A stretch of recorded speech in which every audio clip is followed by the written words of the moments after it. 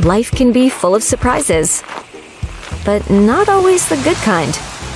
That's why we're committed to providing safe, quick, and cost-effective care, and we keep it simple. Just walk in. We're here for you. Learn more today.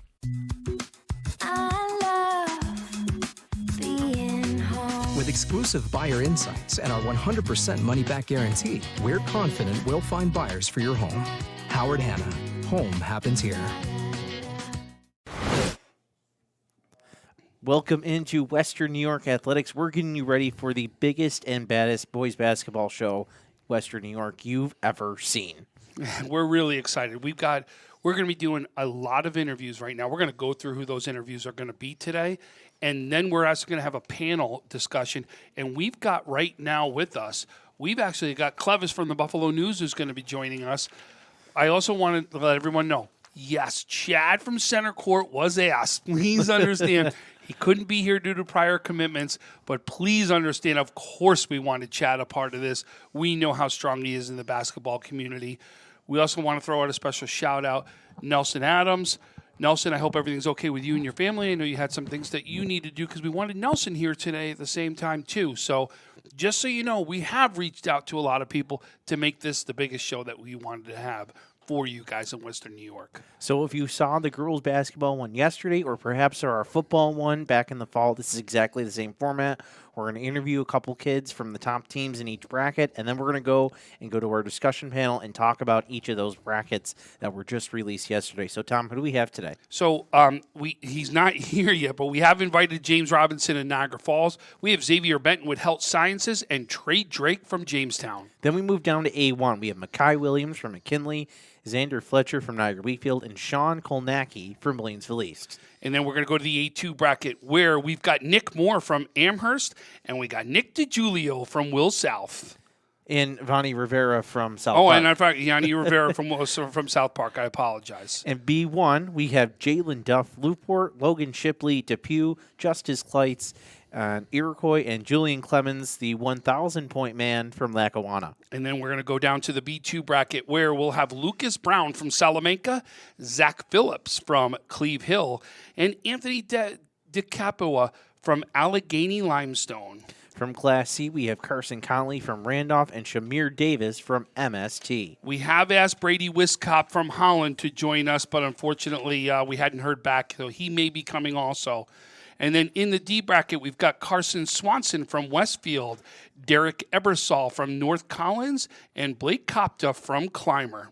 And finally, from Monsignor Martin, we have Jakai Rainey from Nichols, Shane Ciccone from Canisius, and Jaden Harrison from Bishop Timon. It's a big day, folks, so we're going to get things started. We're going to go to a quick commercial as we get next our interviews to get started.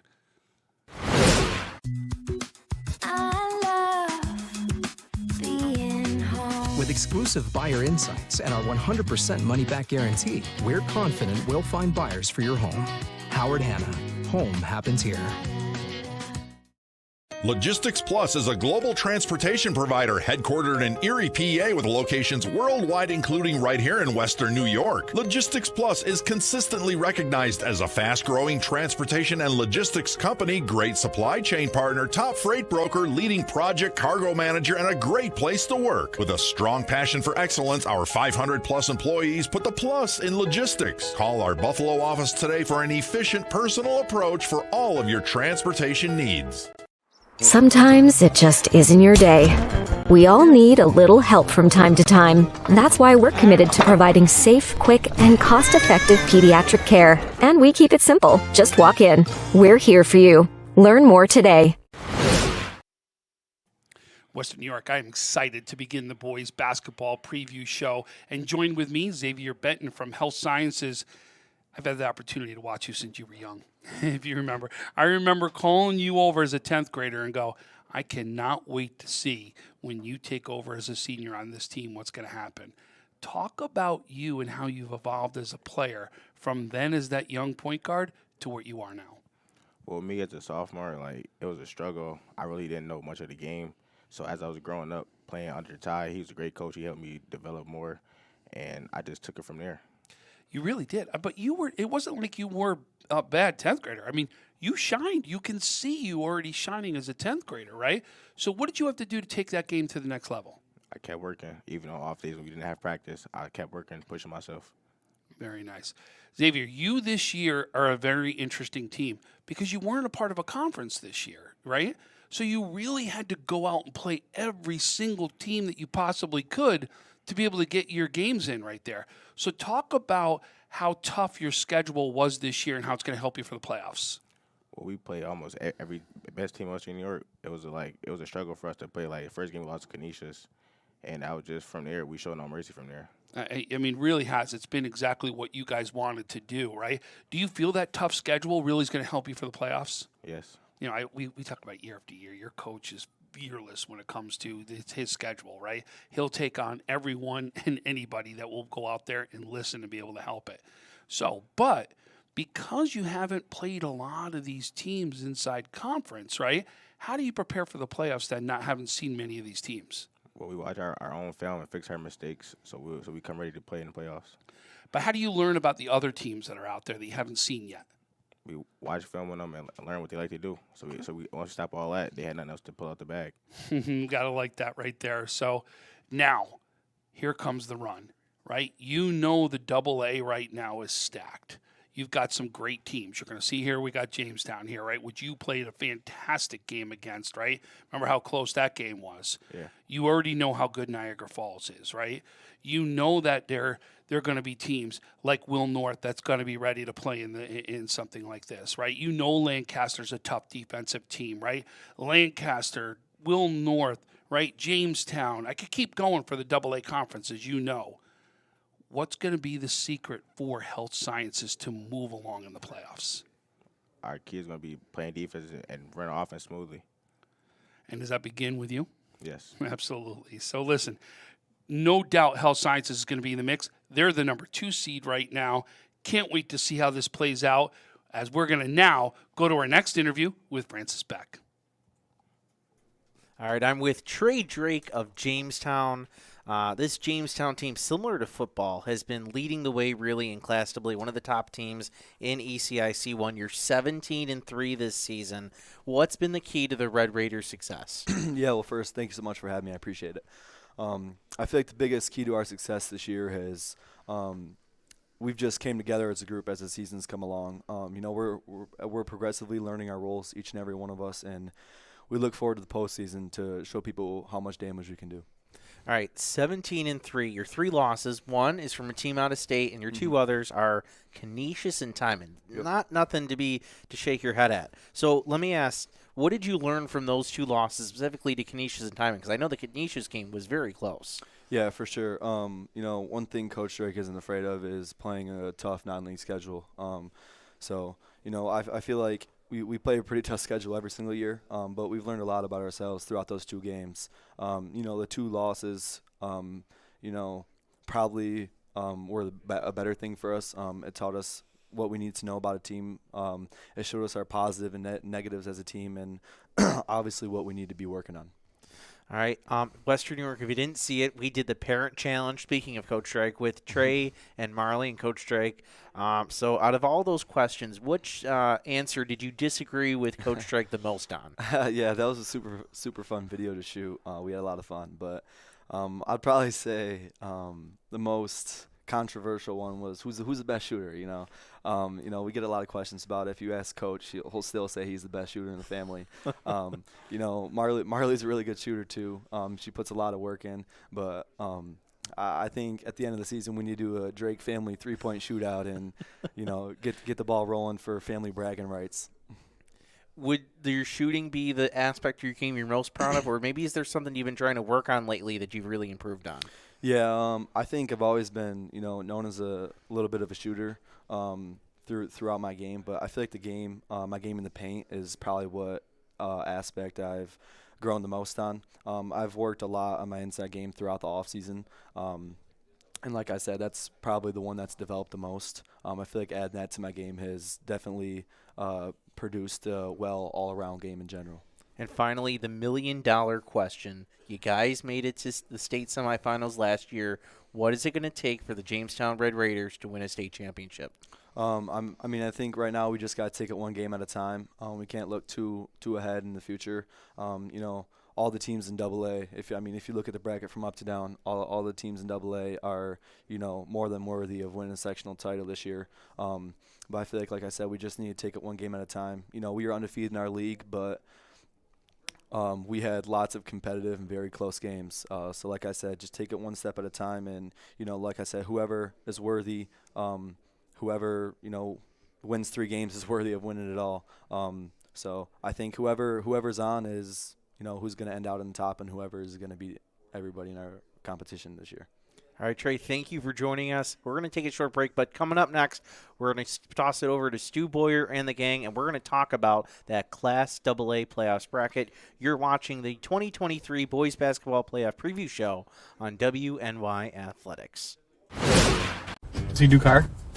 Forget about it. How about home? Forget about it. Does he get good rates? Forget about it. And you're saying there's no problem too big for this guy? Forget about it.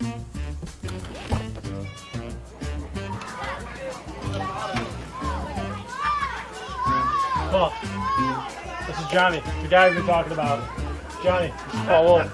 Mr. Wolf, it's nice to meet you. Thank you for the invite. Not a problem. It's Paul, not Mr. Wolf. Oh, sorry, Paul. Johnny, forget about it. For all your insurance needs, call 835-WOLF. And...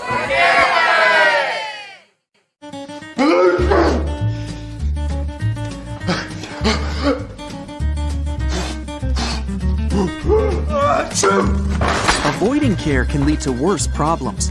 Don't delay care. We're here for you. When you're ready to buy a home, start your search at howardhanna.com. You'll be the first to see new listings, find similar properties, and connect with a local Howard Hanna agent. Get started today at howardhanna.com. Well, I'm Stu Boyer along with Tom Prince and Clevis Murray. Clevis from the Buffalo News, Tom, of course, from Western New York Athletics. Francis Beck is our producer, and the boys' Section 6 brackets are out, and the first one we're going to talk about is AA. So, Tom, you get to tackle this one first. Listen, this is a very fun division. We know right now, when you flat out look at it from the beginning, it's a 3-team race, right? You look at it, it's Jamestown, it's Health Sciences, it's Niagara Falls, no particular order, okay? You really, first of all, I love what Niagara Falls has done this season from a scheduling standpoint. He has fearlessly gone after every single person he could put on that schedule and has done it. Very similar to what Ty Parker has done for Health Sciences, right? Right. And that's Ty Parker's philosophy. Doesn't matter what the sport is. We know that's his philosophy. Yeah, absolutely. And that's exactly what he's going to do, right? Jamestown's done the very same thing. They've played a lot of good on conference games. And remember, played a fantastic game against Health Sciences early on in the year, if you guys remember, right?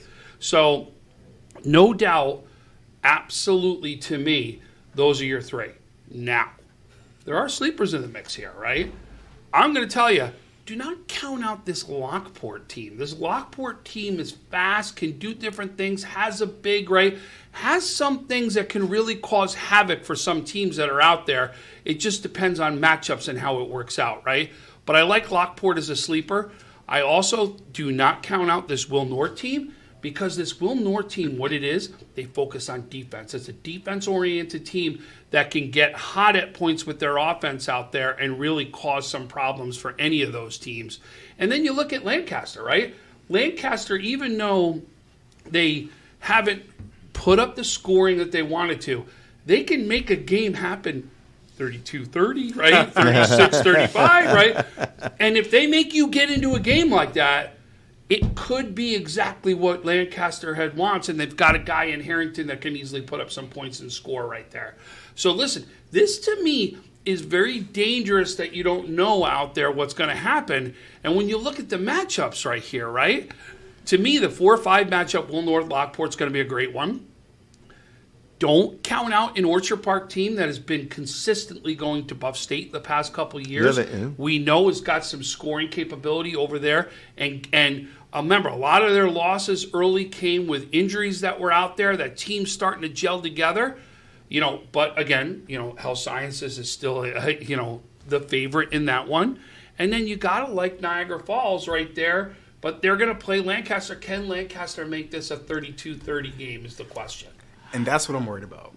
I think, when you look at the stats, look at the numbers, Lancaster, to me, just doesn't have enough offense. And I don't disagree. That's why it's got to be a 30-30. Yeah. Like it's got. Well, if you look, they won this year against Full North. I want to say it was 33-32, or it was a really low-scoring game like that.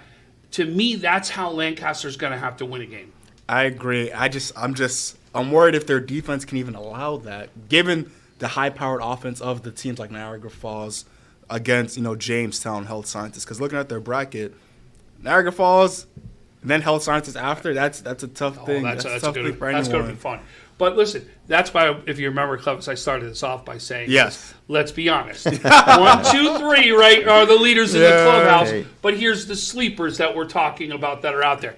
But to me, like we said, Jamestown, Health Sciences, Niagara Falls, to me, are the leaders inside this division. Can anybody remember the last time Niagara Falls was a 3 seed? It seems to me they've always been a 1 seed for as long as I can remember. No, the last couple of years there's been some things, and again, it's not because Niagara Falls, listen, they're 17-2. Yeah, it's got nothing to do with it. It's got the fact of how the points work, and and it comes out of they're coming out of the NFL conference versus people playing ECIC 1, and it just is strength of schedule as far as your conference games. So when I say that, your strength of schedule of conference games. Did all 3 of the top teams play Canisius? Or who did they play in the Monsignor Martin League? We know Niagara Falls played Canisius because Tom and I did that game. Yeah. And they played St. Joe's. I remember I was at that game. Okay. And what about the other 2 top seeds, Jamestown? Health Sciences, I got it up right well, here.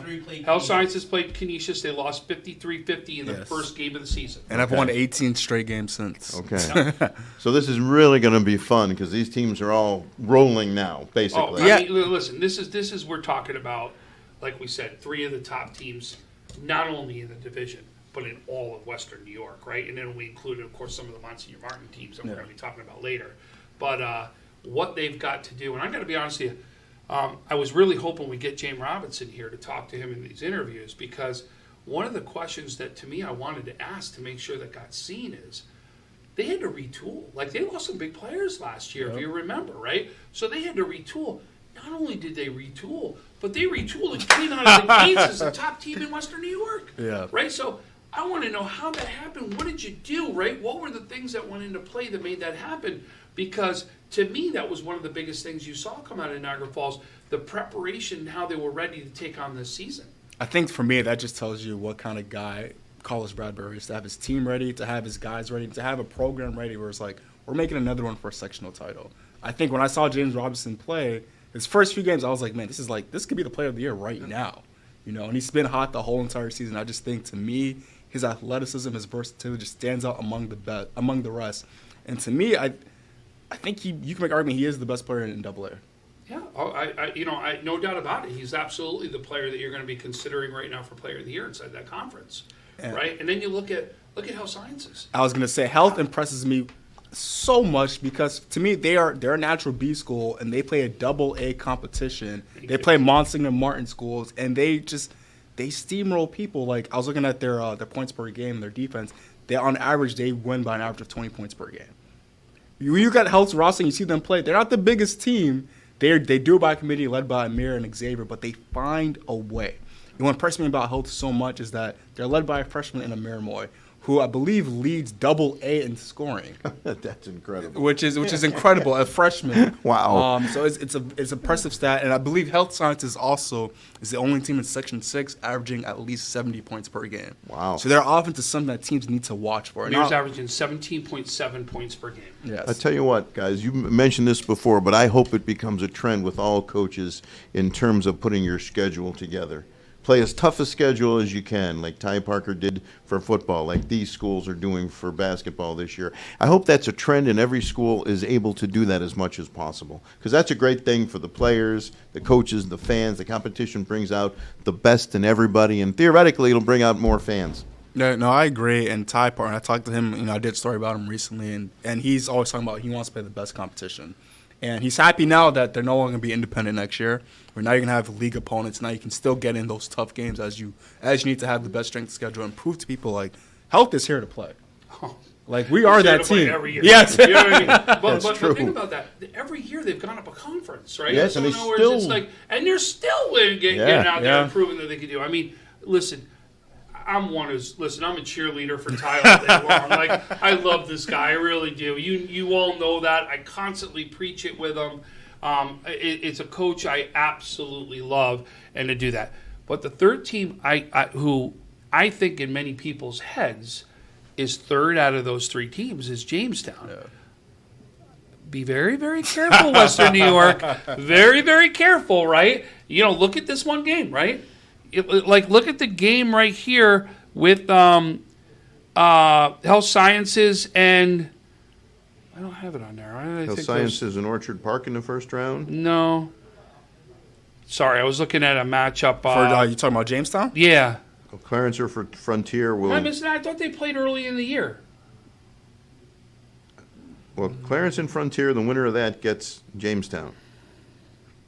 Well, either way, Jamestown, they're known as being a tough team. Year in, year out. No doubt. And I apologize if I missed that and I said that by mistake. That's on me. No, you're good. But I'm always impressed whenever I watch, for the year that I've been here, Jamestown's always one of those teams that impress me because, they do it by committee. They play so tough. They find a way. When I watch Trey Drake, it feels like he's a point forward. He does a little bit of everything. That's a great description. Yeah, I like watching him play. He does a little bit of everything for his team. Great coach. Great coach. Great coach. Another coach that we want to talk and praise. Listen, he's done it as an athletic director. He's doing it as a basketball coach. And you know what I've loved about what Coach Drake has done as a basketball coach, right? To me, this is key. And I say it with other sports over and over again.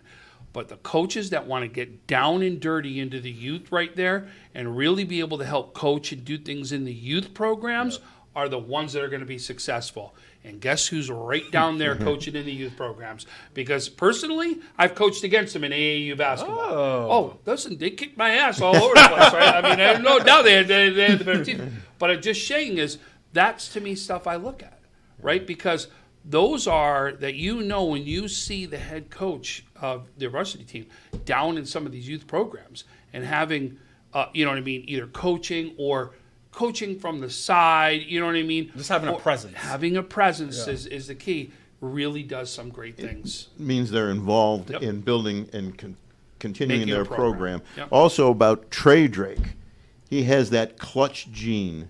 He wants the ball in his hands with the game on the line, and more often than not, he will deliver. As I recall at Buff State last year, a whole bunch of clutch threes. Yeah.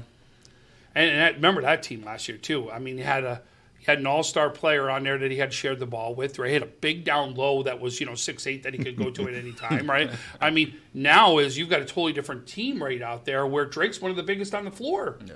And that's what impressed me is his ability to adapt. 2 different teams from last year to this year, but he finds a way to have his teams in a position to win. And look at Niagara Falls did the same thing. That was my point. Niagara Falls did the same exact thing this year, right? But I'll tell you, listen, wide open. I would still say we got our top 3 right there. But listen, if you're gonna count out a Will North, a Lockport, an Orchard Park, or a Lancaster, you're crazy because they could easily pull an upset. And that is the fun of it. Yeah, and that's going to wrap it up for the AA portion. We're going to take a break, and we'll come back and get into the A's after this break. I love being home. There's nothing better than owning the perfect house to come home to. You've earned it, and we'll make it happen. Our local real estate experts and in-house team of financial professionals make buying or selling your home simple. Howard Hanna. Home happens here. I love being home. Sometimes it just isn't your day. We all need a little help from time to time. That's why we're committed to providing safe, quick, and cost-effective care. And we keep it simple. Just walk in. We're here for you. Learn more today. Do you insure a lot of businesses? Yes, we do. How about restaurants? We got a bunch. Do you cover property damage? Yes, we do. How about my equipment? Covered. How about sewer backup? We got it. What if my cook gets hurt? You're covered. Foodborne illnesses? Covered. What if my party tent goes down? Covered under property damage. And you say this is all under one policy? One policy. When do I pay? Once a month. Just one time? Just one. Is there anything you don't cover? What's your record for consecutive questions asked? 31. Tables. We don't do tables. Gotta love Buffalo. For all your insurance questions, call the Wolf at 835-WOLF. Logistics Plus is a global transportation provider headquartered in Erie, PA, with locations worldwide, including right here in Western New York. Logistics Plus is consistently recognized as a fast-growing transportation and logistics company, great supply chain partner, top freight broker, leading project cargo manager, and a great place to work. With a strong passion for excellence, our 500-plus employees put the plus in logistics. Call our Buffalo office today for an efficient, personal approach for all of your transportation needs. Western New York Immediate Care's new locations are now open. Whether you've suffered a minor injury or just aren't feeling well, Western New York Immediate Care provides safe, quick, high-quality care at an affordable cost. Our clinicians are trained to diagnose and treat non-life-threatening injuries and illnesses and are equipped with on-site x-ray and labs to help you feel better, faster. With 4 convenient locations open 7 days a week, Western New York Immediate Care is here to help when and where you need us. Visit us online to learn more. When it's time to sell your home, start with a visit to howardhanna.com, ranked the #1 real estate site for sellers. A few clicks will show you the sales price you can expect for your home. We can get you the most money in the quickest amount of time because we know where the local buyers are and how to reach them. So if it's time to sell your home, visit howardhanna.com today, and we'll match you with a local Howard Hanna agent to sell your home fast. Being home. Life can be full of surprises, but not always the good kind. That's why we're committed to providing safe, quick, and cost-effective care, and we keep it simple. Just walk in. We're here for you. Learn more today. All right, well, all right. Welcome back to our 2023 playoff preview show. Sorry, I cut off a little bit off guard there. That's okay, though. I'm with Mekhi Williams of McKinley. I think you guys are going to be the top seed in the Class A1 bracket, or near the top. You went 15-4 in Yale Cup 1. So tell me, what's been the key to the MAC success this season? I could say defense. Defense been the main thing we've been working on every day in practice, running hard, hustling, just doing everything we got to do to stop the defender, the opponents. Only about, only 4 losses on the season. All of them have been pretty close. I saw you against St. Francis. You actually had a pretty decent lead in them. So tell me, from those close games, from those close losses, what did you learn the most from those? I learned that everybody, no matter what position you are, everybody needs to rebound and hit free throws when it counts. So, Mekhi, when I saw you against St. Francis, I think your explosiveness and your speed really stood out to me. So tell me, what aspect of your game are you most proud of? Driving to the basket, getting to the basket, finishing. That's my main thing. And do you think that how does that gel well with, having a guy like Kevin Board and a big underneath? Can you repeat that, please? Sorry. How do your game styles work? When you're driving to the hoop, having a big like that underneath, how does that work? How do you guys gel? I might tell him just to clear it out so I could just get to the basket, right to the basket. Or I might call like a screen. I'll go right off. Either I'll go for the layup, or I might throw him the lob to finish. So we work on that in practice a little bit. So yeah, and you have that communication down. Yeah, we communicate a lot. Yeah, exactly. All right, and then finally, you guys lost in the A1 finals last year. What do you guys need to do to take that next step this year? Well, I wasn't here with them last year, so. But I could say for this year, what we need to do is still hit free throws, shoot a lot of free throws, make all of them, and hustle on defense. That's it. That's the main thing.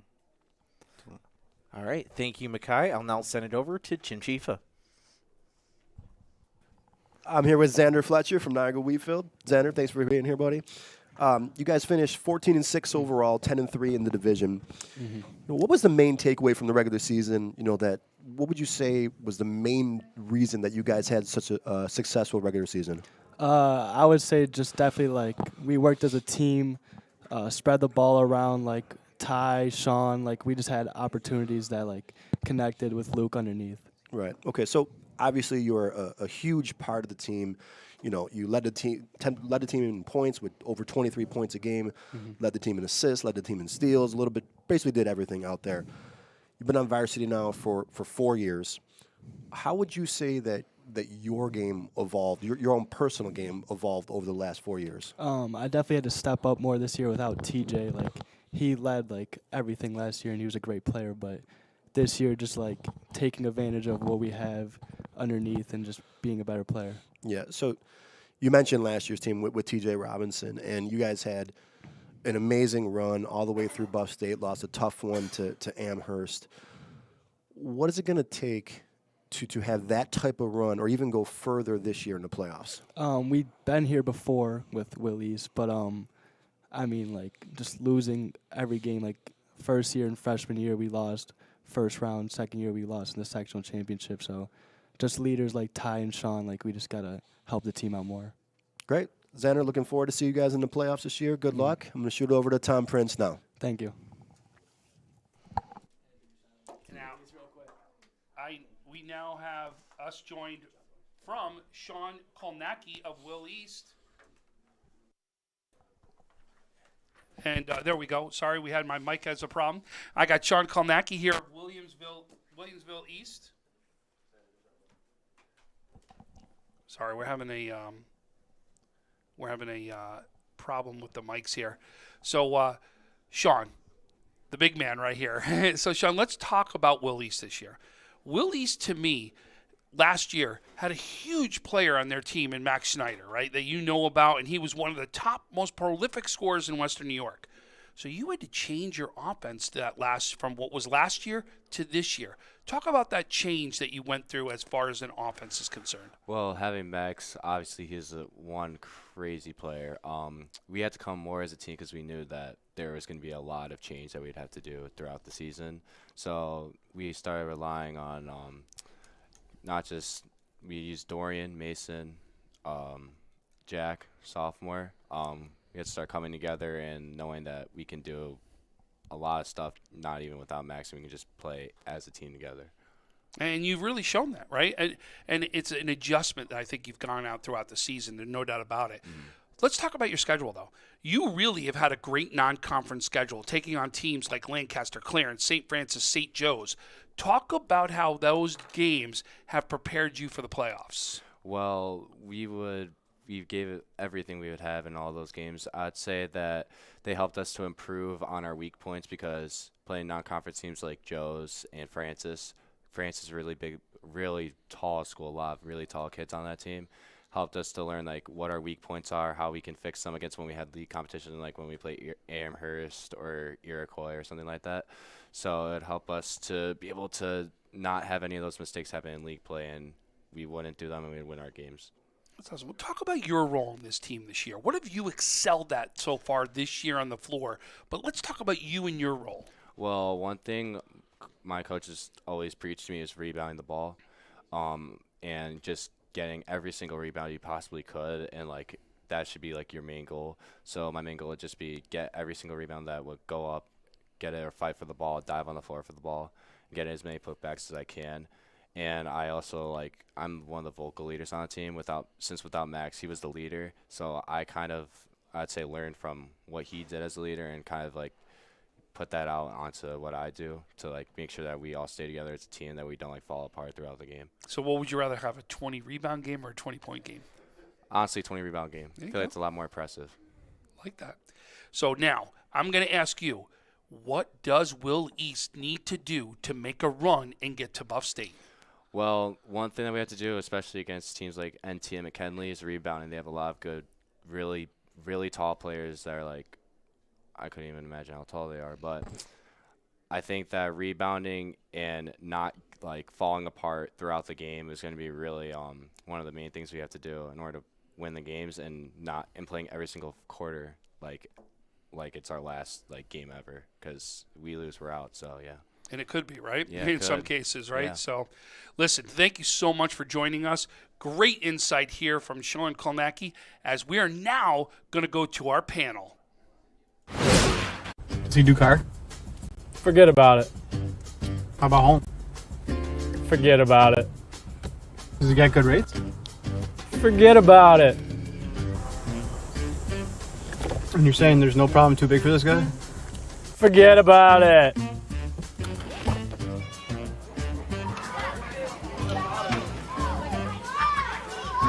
Look, this is Johnny, the guy we've been talking about. Johnny, this is Paul Wolf. Mr. Wolf, it's nice to meet you. Thank you for the invite. Not a problem. It's Paul, not Mr. Wolf. Oh, sorry, Paul. Johnny, forget about it. For all your insurance needs, call 835-WOLF. And...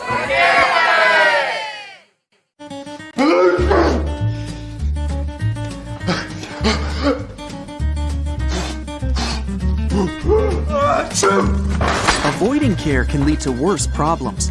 Don't delay care. We're here for you. When you're ready to buy a home, start your search at howardhanna.com. You'll be the first to see new listings, find similar properties, and connect with a local Howard Hanna agent. Get started today at howardhanna.com. Basketball pregame show. I'm Stu Boyer along with Tom Prince and Clevis Murray.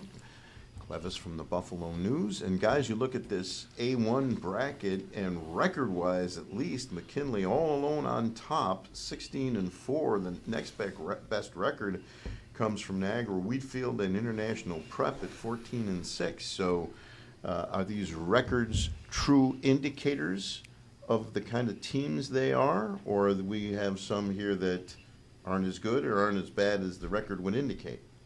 Listen, your record is always what you are. Remember, Right. we always Those talk are about that, right. right? So let's do that. Absolutely, McKinley's a great team, you know, and has actually played a very good non-conference schedule. If you look at it, lost to East Aurora, that was one of their non-conference games, right? Took on Bishop Timon, took on St. Francis, and their other loss was to South Park recently, which is a very good team this year, right? So you can look at here and you'll look at some of the wins. They took on Frontier even, right? And that's a game that's a AA game. Well, they played Will North too. Because you and I, that was a game when you and I did the yes. No, that was the part of the Jolly Boys tournament. That was the St. Francis game, wasn't it? No, you and I didn't do that game. You did it with one of our other guys.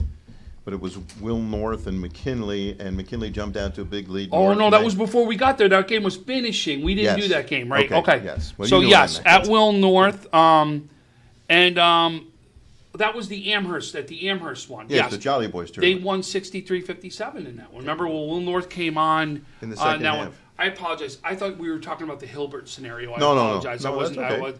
Hilbert was the one at St. Francis that they played. But you could see their non-conference schedule. It's not like they didn't go after and play some teams. This McKinley, too, has got their big and Borden out there. They go big. They got guards. This is a team that's very dangerous out there. And to me, is a legit number one seed out there and can easily go and make a run inside these playoffs. Yeah, I'm intrigued for this. I think in this playoff setting, it's going to be interesting. I think it may come down to the winner of Wheatfield and McKinley, although they'll probably be in the semifinals.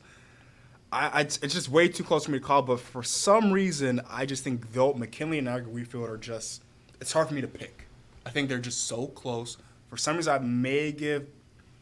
I like Xander as a point guard. I think Xander would be the best player on the court if those two match up, but then you mentioned the size that McKinley has. So does that offset anything? Right. Now, you better not be counting out North Tonawanda here, okay?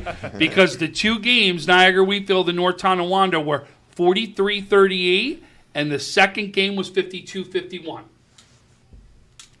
Yeah. I think it's just way too close here. Listen, that's what's great about the brackets. That's why you got to listen. If you haven't circled some of these games out here, right? That North Tonawanda Williamsville East game is going to be a great game. Yeah. You know, when you look at it out there. And I think this is one of those brackets where you say it comes down to seeding, where it comes down to matchups. It's all about matchups. Yep. And I think here we're seeing it where the competition is just so stiff. Oh, excuse me, I was wrong. McKinley and Niagara Wheatfield would not meet in the semifinals. The only way they would meet is in the finals. I was wrong about that. Yeah, I think we're looking at it there. So, but when you look at it right now you look at IPrep, right, which is International Prep at the 3 seed. they did play McKinley. They played them twice, okay? They lost to McKinley 91-54 in the first time. Now, play them again 58-55. Wow, that's two incredibly different games. Right? So, yeah, I don't know if there were somebody injured or somebody didn't play in either one of those games that did it, but I'll tell you, take a look, right? You actually are seeing a team improve. Now, listen, then they lose to South Park, which we already said was a good team, 66-61. Another good game, right? So don't count this team out. I'll tell you, it's a team that has a scorer on here. When we look as far as scoring is concerned. Talking about IP? Yes. Are you thinking? Would it be Amir Lindsay? Amir Lindsay. Yep. Yes. That's 16.8 points per game is where he stands at right now. So. And I'll add. Looks like IP has two guys in the top 10 in scoring in Class A. So there's a dynamic duo there, and they're the only team that has two top 10 scorers in the class. And Versi Hawkins, that's the other one who's got 14 points right there. But you can see is like this is a fun little bracket that you're talking about. And, let's go, you look at even, now we'll go to get there, right? Tell me that West Seneca West team is not something that kind of, The reason I say that is, remember, we talked about this in the girls, we've talked about it in baseball tons. This is a team that plays an ECIC1 conference, right? So you've already played Lancaster, Orchard Park, Niagara Falls, right? You played all these teams to get yourself ready, right? Could you be battle tested to come across over there? And that's the question. That's a good question. That is the question. Here's a Ken West. That's a 7 seed. We've seen Ken West year after year, right? Get themselves with a good team, that great coach team. And can this be a team that goes on a run? Sweet Home is just saying, boy, I wish we were not, injury riddled, because that's what really has hurt them this year. Otherwise, we'd be talking about Sweet Home in one of these top-ranked teams. Jordan Theodore never came back for Sweet Home? No, we didn't think he was gonna probably. Yeah. But you're just talking about is these teams even over here could really cause some havoc. No, again, it's the sleeper things that we talk about, right? Yeah. Why do we even consider them as sleepers? What it is? Well, here's the why. Right? Yeah. Look at the competition that West Seneca West has played. And whenever you're going on a playoff run, there's always, when you're the higher seed, there's always that one team that's going to make life a little difficult for you. Yeah. And these teams could do that in the 8, 9, 7, 10s. They can make life very tough for these higher seed teams to accomplish the goal that they really want to accomplish. And you know what? You could catch one of those top seeds on just an off day. Yeah. A day where they don't get any good fortune. The calls go against them. Ball, instead of going into your hand, goes off your hand. Yeah. All those little things that the craziest things happen. Yeah, you know what I mean? And that's really what you're going to see. They're led by Ryan Vanderlip. This kid's unbelievable. Heart of a champion. He'll play shortstop for the West Seneca West team. This is truly a baseball kid that's going to play baseball at the next level. What this kid brings to the team, talent-wise and heart-wise, is unbelievable. And I'll tell you, it's a kid that we're going to hear more on the baseball side of things, where he's really going to create some havoc out there for West Seneca West. But that's great. But again, those are the things that you look out for, right? Do I still think our top 4 right here, or to be honest with you, I'm even going to say our top 5 here are really, really good, because that 4-5 matchup should still be a very good matchup. No, I agree. I just think it's just too close. I think it's really too close. But I'll tell you what, like I've said so far, when you look at, we have said this time and time again, right, is what we've said, is the bigs are nowhere to be found in Western New York, right? But there is a big sitting on that Will East team that we just talked to, right? Sean Kolmacki. And that could be a kid that really is a difference maker in this game. And talking to him out there, this is the question I asked, which is love. I like to always ask a little fun question in there, but here was his fun question. Would you rather have a 20-point game or a 20-rebound game? Let me guess, he said rebound. That's exactly what he said. I mean, he's a guy that knows how to clean the boards. Oh, and that's what you need. I believe he did have a 20-rebound game this season as well. I mean, he is all about the defense, all about the dirty stuff, the dirty work. I mean, even last year when they had Max Schneider, he knew his role. And that's what you want on a team, that when you're trying to win a sectional title, guys need to know their role, and he knows his role to a T. Not only know the role, but need to actually, thrive in those roles, Exactly. right? And this is a kid who's thriving in that role right there. And you need a guy that's going to be able to keep your possession on your side of the court for a second time, a third time, or even a fourth time for those misses. And this is a kid who's capable of doing it. No, I agree 100%. Somebody has to be willing to do the dirty work. But I'll tell you, this McKinley team, boy, when they are at their height, they are very dangerous. And watch out, especially when they run gun and can do it with the I was bigs. just going to say that one game that we saw before we started our game, it was when they were rolling, they were like a snowball rolling down a hill. And I'll tell you, when you look at it, too, like they're big. Kevin Borden, who I love talking about at center, he right now is running up and down the court like he's a guard. Right? It's not fair. Like I was watching him. I even saw him at the end of the game. When I interviewed him at the end of one of the games that we did, the one at Amherst, and I said, "You've changed your game. You've actually been working on. You look like a different player out here." And he goes, "I've really put in the work. I've really put in the time. I've really done what I needed to do." And I'll tell you, when you got a center that can run the floor like that and then handle the ball and then put it down in your face, huge advantage. You better watch out. Yeah, I'm excited. I feel like things are so close in this playoff bracket right here, and I'm excited for it. Yep. Although I will say, I do think Wheatfield, man, they just intrigue me so much. I think Xander's the best player right now in that 4-year starter, right? A 4-year starter with the ball in his hands. And when you that's where he's been. And when you mention no bigs, I get it's going to be Will East and McKinley. They'll have the bigs, but Xander just has a way of finding a way.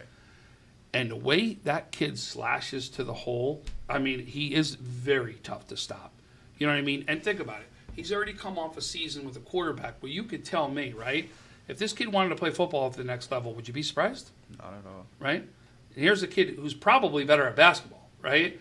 And now you're going to take it up to another level. Plus, what Coach O'Brien is doing out there at Niagara Wheatfield, I mean, I love what he's building out there, right? And he really took that team last year to heights that they never had, and you knew it, right? Well, now he's experienced it. He's lived it. He was the leader out there. Granted, TJ can hit those threes. I'm with him, right? But I'm going to tell you, he can hit those threes. He can slash to the hole. You don't stop him, or you decide you're going to double team him and you're going to do different things with him, you better watch out because he can be distributed at the same time. And when you say that, that's why I think he's the best player in the playoffs right now in A1. Xander's just a dangerous guy. I mean, look at his points. He's averaging 23 points a game, leading all of Class A. I mean, this guy, I think he's going to go on a run. That's my prediction. I think he's going to go on a run. And look at Sean Watson could be the guy that still hits the threes out there. Ty Quitkoff is easily going to be in the mix, and both of them have done it at Buff State where they've been big players. Big moments. All true. And we'll find out pretty soon what's going to happen. It is an intriguing bracket, and we're going to take a break now. That'll wrap up A1. We'll be back to talk A2 after this break. Western New York Immediate Care's new locations are now open. Whether you've suffered a minor injury or just aren't feeling well, Western New York Immediate Care provides safe, quick, high-quality care at an affordable cost. Our clinicians are trained to diagnose and treat non-life-threatening injuries and illnesses and are equipped with on-site x-ray and labs to help you feel better, faster. With 4 convenient locations open 7 days a week, Western New York Immediate Care is here to help when and where you need us. Visit us online to learn more. Do you insure a lot of businesses? Yes, we do. How about restaurants? We got a bunch. Do you cover property damage? Yes, we do. How about my equipment? Covered. How about sewer backup? We got it. What if my cook gets hurt? You're covered. Foodborne illnesses? Covered. What if my party tent goes down? Covered under property damage. And you say this is all under one policy? One policy. When do I pay? Once a month. Just one time? Just one. Is there anything you don't cover? What's your record for consecutive questions asked? 31. Tables. We don't do tables. Gotta love Buffalo. For all your insurance questions, call the Wolf at 835-WOLF. Logistics Plus is a global transportation provider headquartered in Erie, PA with locations worldwide, including right here in Western New York. Logistics Plus is consistently recognized as a fast-growing transportation and logistics company, great supply chain partner, top freight broker, leading project cargo manager, and a great place to work. With a strong passion for excellence, our 500-plus employees put the plus in logistics. Call our Buffalo office today for an efficient, personal approach for all of your transportation needs. I love being home. There's nothing better than owning the perfect house to come home to. You've earned it, and we'll make it happen. Our local real estate experts and in-house team of financial professionals make buying or selling your home simple. Howard Hanna. Home happens here. I love being home. Hi, I am here with the senior guard from Amherst, Nick Moore. Nick, thanks for being here. Nick, you've had an incredible senior season. Over 17 points per game, 7 rebounds, 5 assists. That's you personally, obviously, and then your team. Only one local loss, undefeated in the area, besides one Canisius loss, right? So you had an incredible senior season. You were also part of last year's team, which had an amazing run all the way to the state semifinals, where I think you had a 2-point loss, right? Talk to me about that experience and how that has made you hungry for this year. Yeah, I learned a lot from last year's loss, and I've been dying ever since that. I bet. Buzzer to get back to Yeah. where I was. So Sure. every time I don't want to do a drill or anything like that, I remember that loss, Yeah. and that just makes me want to go harder. What did you take into the off season? From that experience of going so far, getting so close. What did you do in the off season to drive you to get back there? I just kept working, harder. Yeah. And we have a lot of young guys coming up, so I try to lead them the way that the guys like Teddy and Bo led us last year. Yeah, well, it's funny that you mentioned that. How would you compare this year's team to last year's team? I think they're similar in ways. We're both talented. We both are gritty on the offense and defense end, and we play best when we're unselfish on both those ends. I feel like last year's team obviously paved the way for this team. So Coach Kenzie, he's been building, I guess what you would call a dominant team or in the area. What over the last few years, or being such a part of such a dominant team, you're the number 1 seed, obviously, which also is going to put, I guess, a bit of a target or a bullseye on you, right? What could you personally do and your team do to make sure you maintain that level of playing that you had throughout the playoffs? Yeah, we talk about it every day that because of who we are, we're going to have a big target on our back every game. We're not going to get anybody's slightest shot. Sure, We're going to get everybody's best shot. So, coming to the games, we're going to have to not play almost – can't be perfect, but play very and not look solid past game. anybody, right? Yeah. Not look past anybody, that's for sure. Yeah. So, Nick, I appreciate you being here. Thank you very much. Look forward to watching you in the playoffs. We're going to go over to Tom Prince, who's here with Nico DiGiulio. You've heard it right here. I'm with Nico DiGiulio of Williamsville South, and I'll tell you, this is one of my fun days. I've been waiting for this one because for a few years I've promised this young man we were going to be sitting down and having an interview. I used to come to the Will South games, and I'd always have to give him just a head nod and go, am I going to be talking to you later? And it was one of the ones I always enjoyed being able to have a conversation with. We get that chance right now. Thank you for having me. Oh, love having you here. So let's start off. Williamsville South has won 8 out of their last 9 games. How do you keep that momentum and run it into the playoffs? It's obviously great to have the momentum going into playoffs, but as a team, our mindset has to be all that's regular season stuff. And while we're 16-4, we can't be complacent with that success. We have to. Our mindsets we're 0-0, and everything playoffs is a different environment and it's next level. Listen, you've been on the Western New York basketball scene for years now, right? You've been an absolute top player for years here in Western New York. If you weren't a top player, you were recognizable as a big player here in Western New York. I want you to talk about how your game has evolved over these years.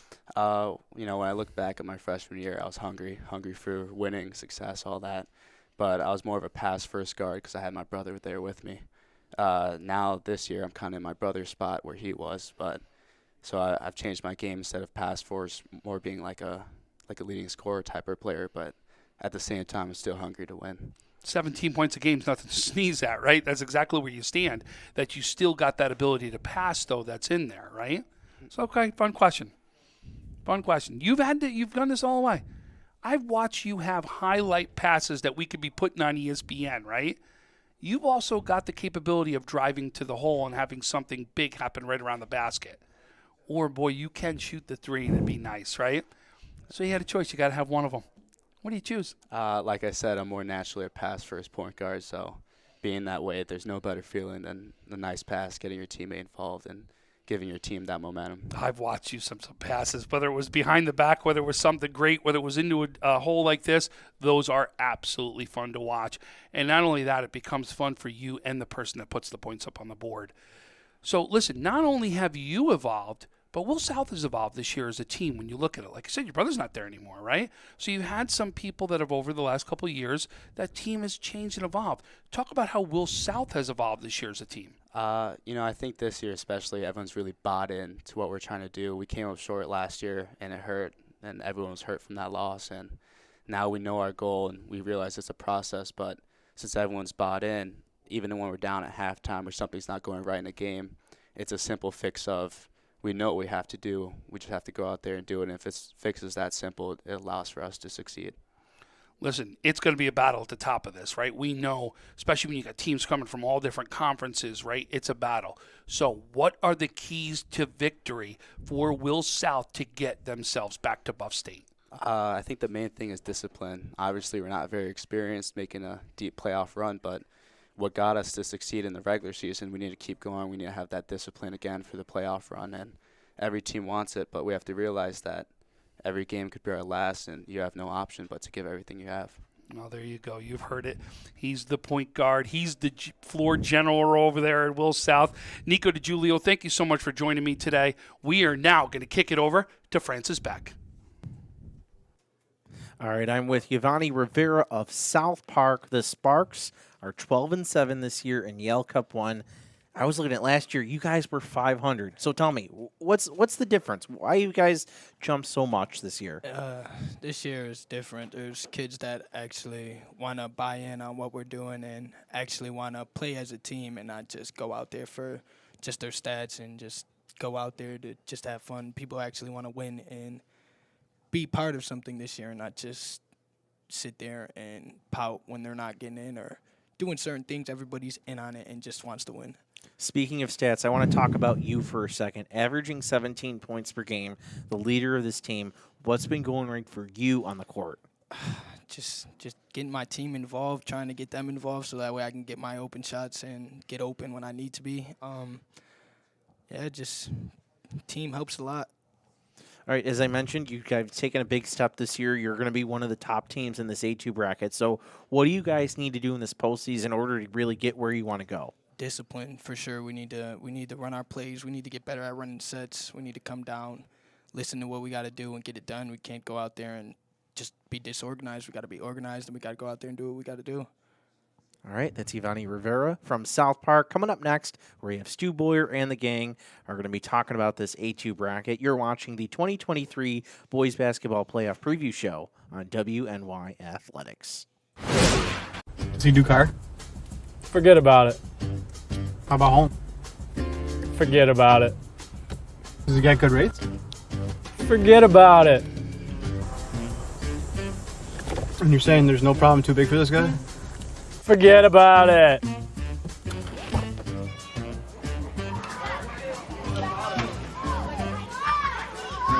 Oh, this is Johnny, the guy we've been talking about. Johnny, Paul Wolf. Mr. Wolf, it's nice to meet you. Thank you for the invite. Not a problem. It's Paul, not Mr. Wolf. Oh, sorry, Paul. Johnny, forget about it. For all your insurance needs, call 835-WOLF. And...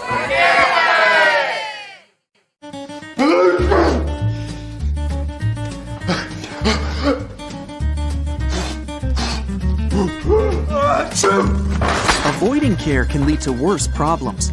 Don't delay care. We're here for you. When you're ready to buy a home, start your search at howardhanna.com. You'll be the first to see new listings, find similar properties, and connect with a local Howard Hanna agent. Get started today at howardhanna.com. Welcome back to our boys basketball playoff preview show. Tom Prince in the red, Clevis Murray next to me. I'm Stu Boyer.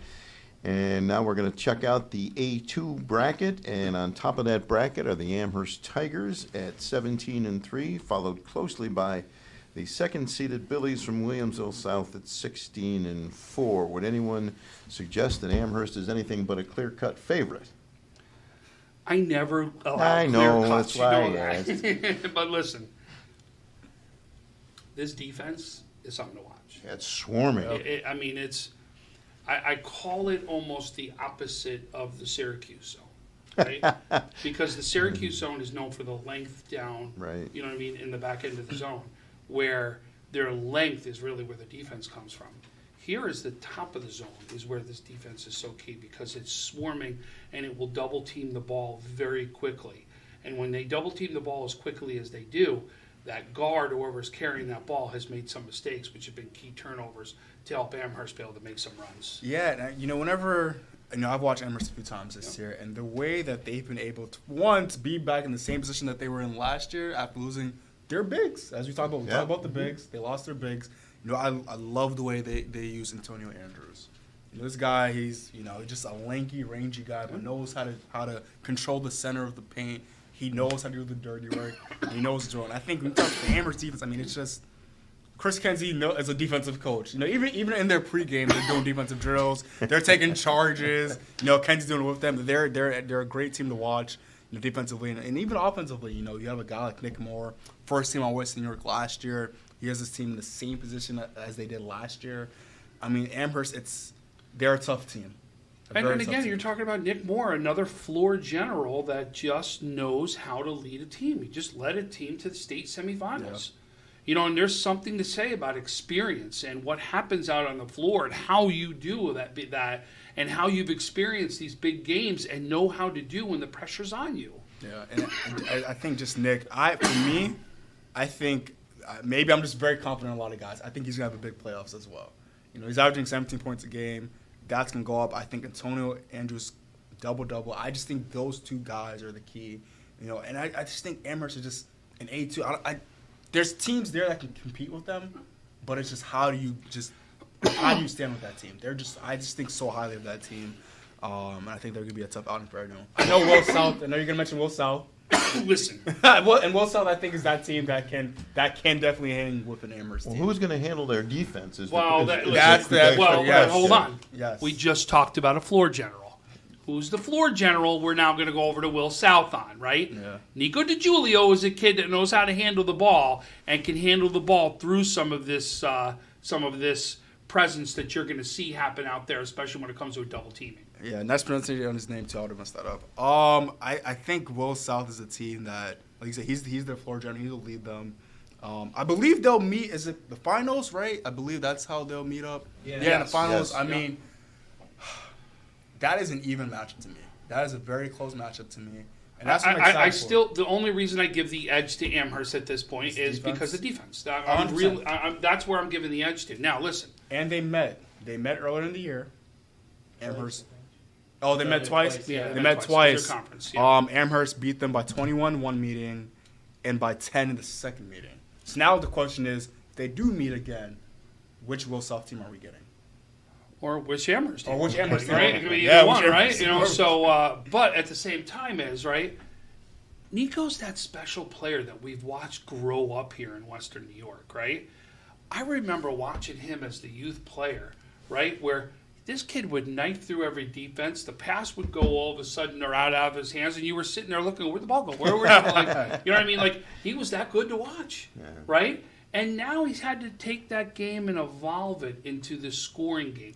Reminds me a little bit of, how Trey Kleitz had to evolve his game, right? Trey Kleitz used to be the three stand outside, and he'd hit those threes going out of nowhere. And now he had to be that new player as he grew up and evolved, the slasher, drive to the basket, but still have that as part of his game as cross, but take the game to the next step. Here's what Nico's done the same thing, right? I was only or predominantly the passer, scored whenever I really needed it to be. Now you're at 17 points per game, putting the points that you need up on the board. But at the same time if you want to try double teaming me or you want to try to do something, guess what? I got that passing in my arsenal. That is very dangerous. And you mentioned the passing. He has guys around him. And I think if you ask him to score, he'll do it. He's averaging 17 points a game, like you said. Third in A, and he hits, he has 35 threes on the season, which is eighth in A. So this guy He's an all-around offensive player, so it's like pick your poison with him. Totally agree. But when you're talking about, he's got, Daniel Peoples, who's 10 points per game. He's got Nate Walmeski, who's got 9 points per game, right? He's got guys that are around him that can make shots and be able to do it. And Peoples is an athlete out there. This is a kid we've also talked about on the football field, right? So you got athletes out there that are right with you that can run the floor and do the things with you. And looking at this, Will South is also a team that knows how to clean the boards. They do the dirty work. They have 4 guys with over 80 rebounds this season. So this is a team where if Amherst, and not to, say that it's an automatic matchup, but if they do meet up, Amherst, Antonio's going to have his work cut out for him. You got a lot of boxing out. You got to find a way to get those extra possessions. Well, my question to you guys is, how much damage can South Park do in this bracket? I'm going to tell you right now, South Park can do damage. And I'm going to tell you, here's a coach you have not heard enough about in Western New York. Kyle Perla knows how to coach. This kid's legit. I've watched him coach at all the levels. I've watched him coach around Western New York. Hell, I've watched him coach my own kids. I know how good he is, okay? Right? This kid is legit. He can X and O with the best of them, and he's right with the kids on their level. He knows how to talk to these kids. He knows how to inspire these kids. I love Kyle Perla as a coach, and I'm going to tell you right now, you've already seen from last year to this year the jump that this South Park team has taken, and we've already talked about some big games right here that they've also played. They've been silently right there sitting in that they're going to cause some damage in these. And I think when you look at South Park's team, you got Giovanni Rivera who leads this team, but they also have a double-double threat in Robert Carlock. So this team is able to do offensively. They know how to clean the boards, great defensively. And like you said, they play tough matchups. And you have a great coach. When you have a great coach, he'll find a way for you to succeed. A win over McKinley, 59-54. That should tell you right there. Yeah, that speaks Bishop volumes. Timon, 71-67. What does that say right there? Well, they can play. They can play. And this team is legit. Watch out. South Park will be in the mix in this one. There's no doubt about it. And then I'll tell you, Star Point's another team. Star Point is absolutely another team. We talked about it on the girls' side, too, how Star Point's probably not talked about enough out there. But when you look at some of the wins right there, again, they're coming off a very strong end of the season. Wins over Hamburg, wins over Sweet Home, win over Tonawanda, win over Maryvale. Their one loss becomes to Roy Hart. Roy Hart's a very good team out of Niagara Orleans, only a 3-point loss right there. And, maybe Star Point's getting to their stride at the right time. They're on a season-high 3-game winning streak entering the playoffs, so things are clearly clicking for them at the right time. Will South game, Star Point, 47-46. The other game, 65-55. Don't count out Star Point in this. They're right in the mix. All right, we're not going to count anybody out, but we're done with Class A, and when we come back, we'll dive into Class B.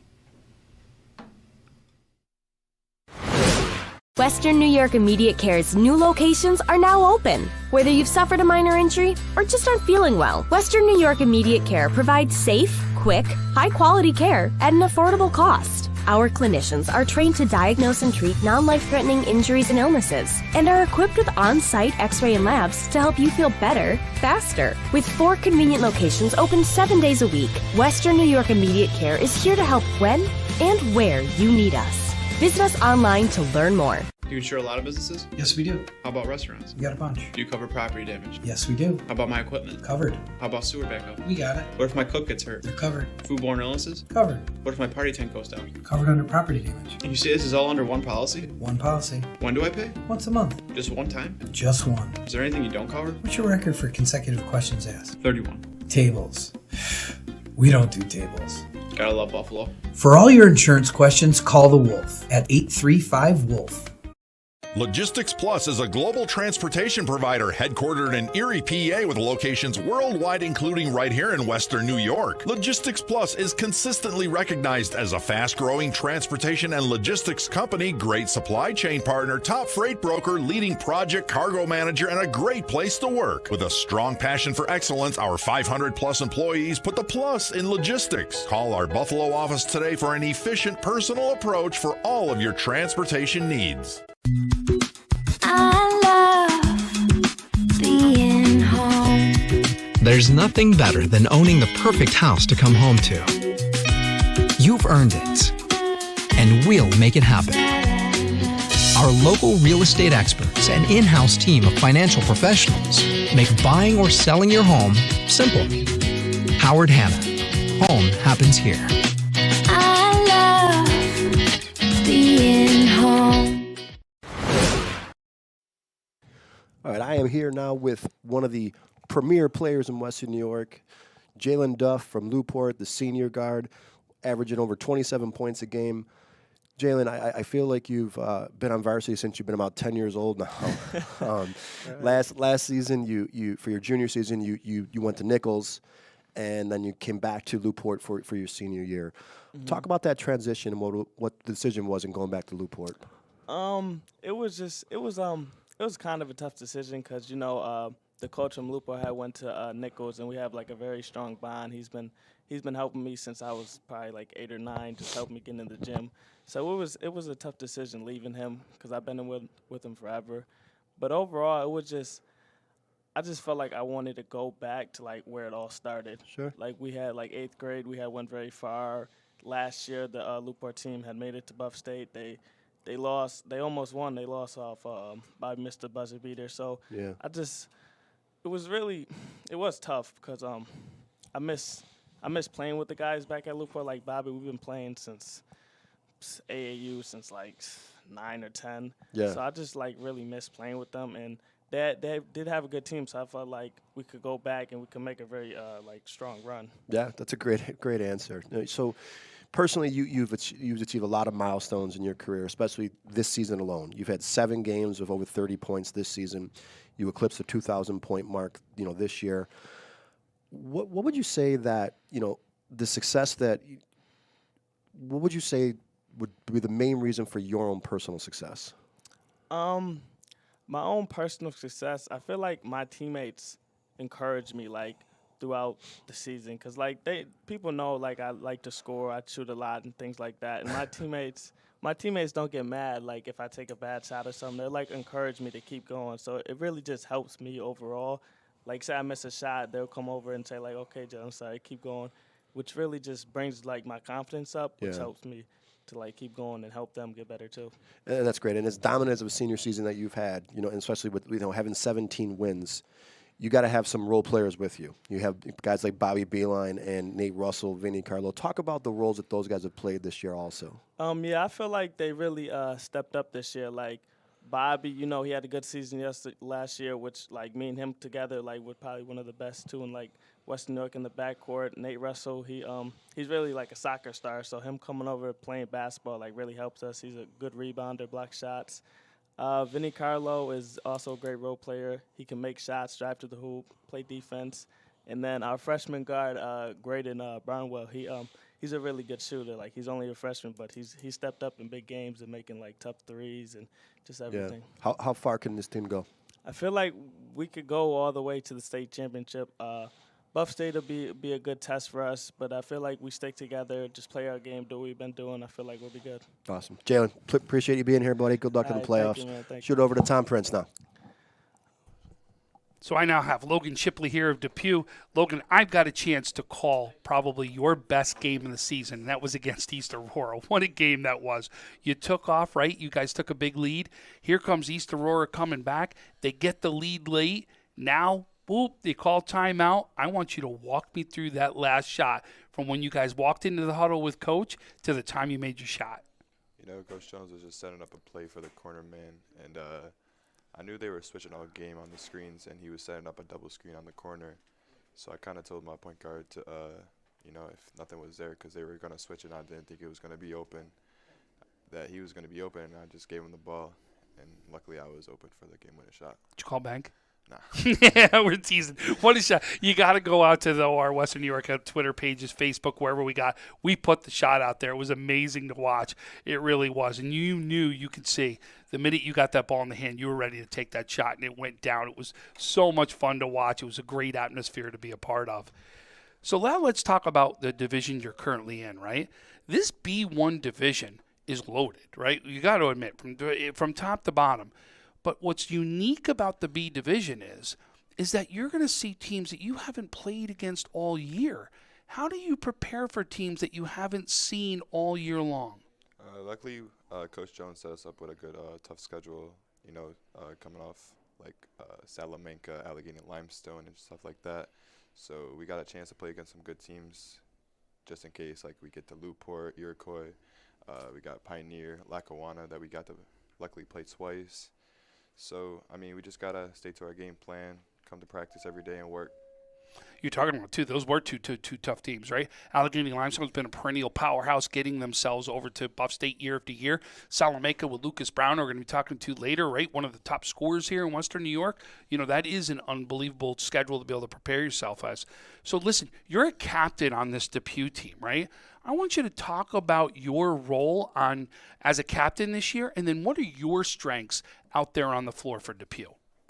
I just gotta be a leader. I mean, just got to recognize what's going on the court, because sometimes our team doesn't really recognize that as well as I do. So I just got to recognize what's going on defense, get us in what we're supposed to be in, what Coach Jones wants us in, and just continue to be a leader and just see what's open that game.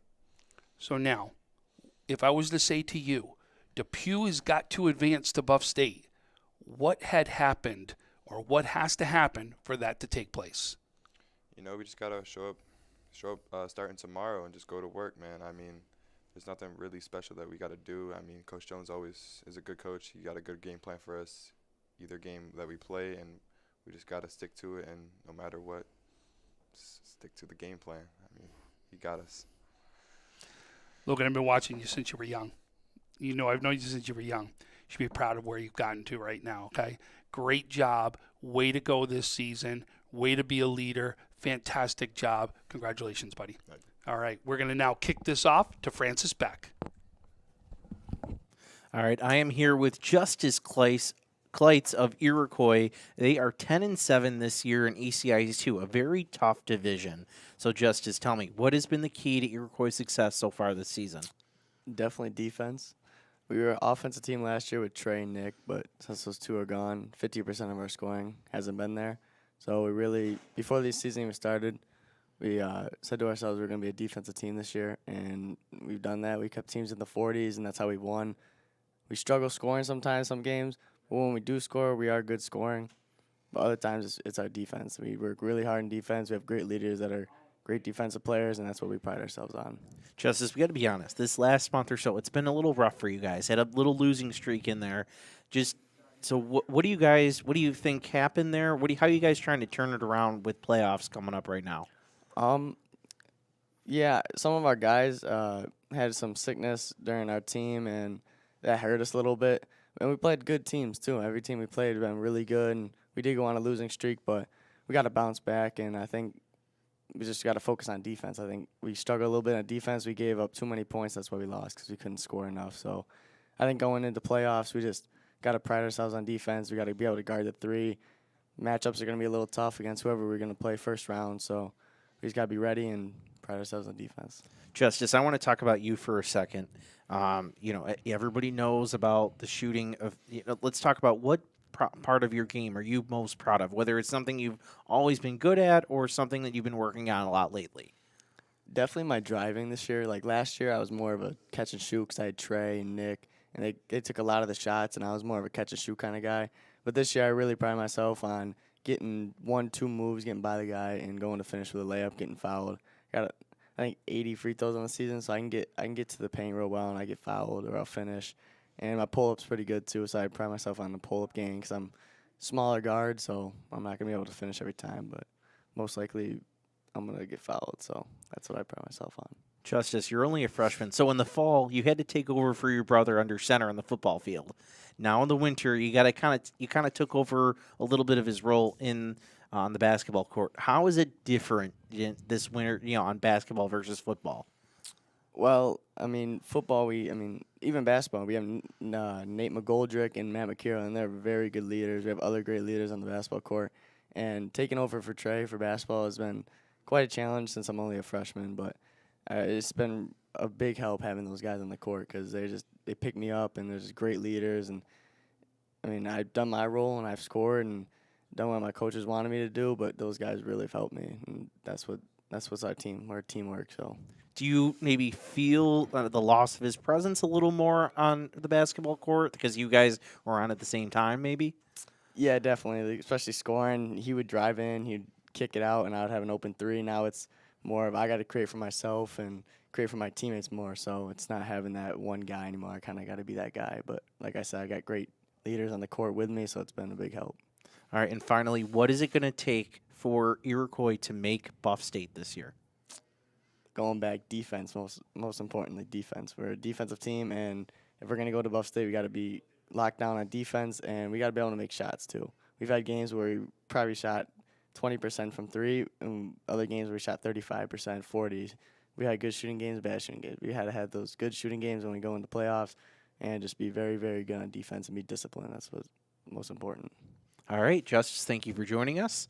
Justice Kleitz from Iroquois. We're going to take a short break. When we come back, we're going to talk about this B1 bracket with Stu Boyer and the gang. You're watching the 2023 Boys Basketball Playoff Preview Show on WNY Athletics. Does he do car? Forget about it. How about home? Forget about it. Does he get good rates? Forget about it. And you're saying there's no problem too big for this guy? Forget about it.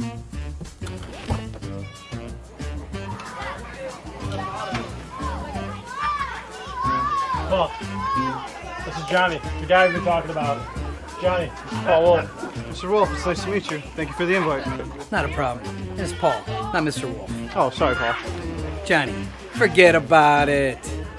For all your insurance needs, call 835-WOLF. And...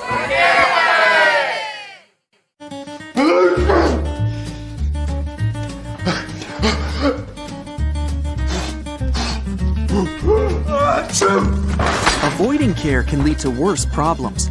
Don't delay care. We're here for you. When you're ready to buy a home, start your search at howardhanna.com.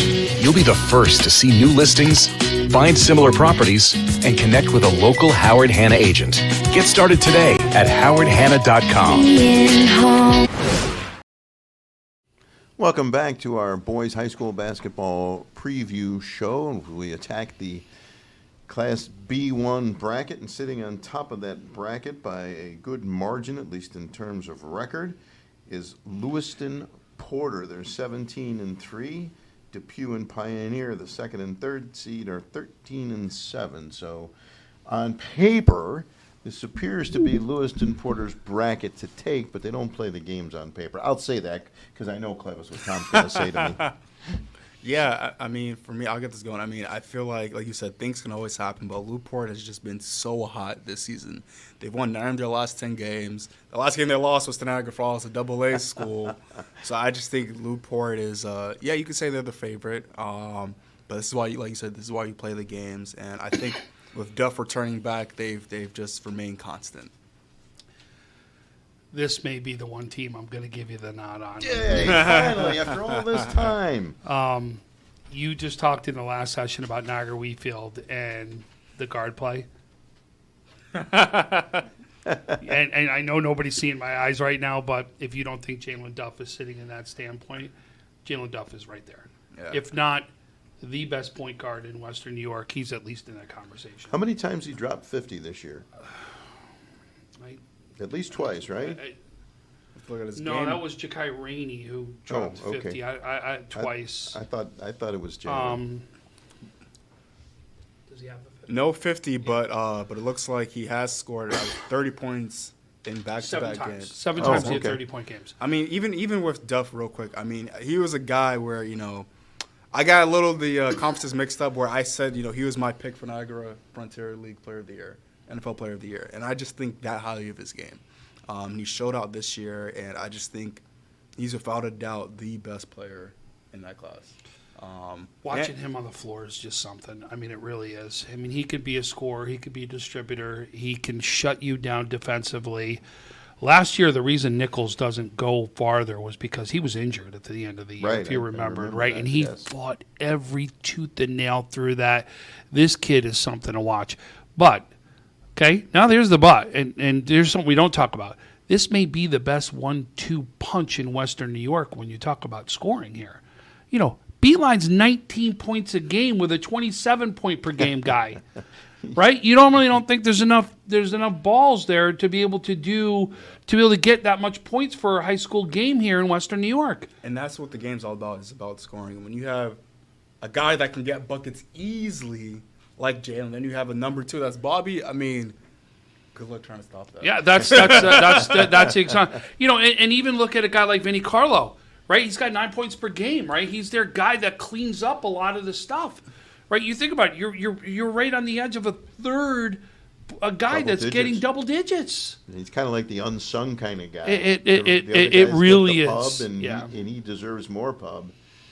But this Newport team is for real, and you are gonna need to play flawless against this team again, which can be done. It can be done. But I think you're going to have to play the perfect game. I agree. And looking at their losses, I mean, they lost to A and AA schools.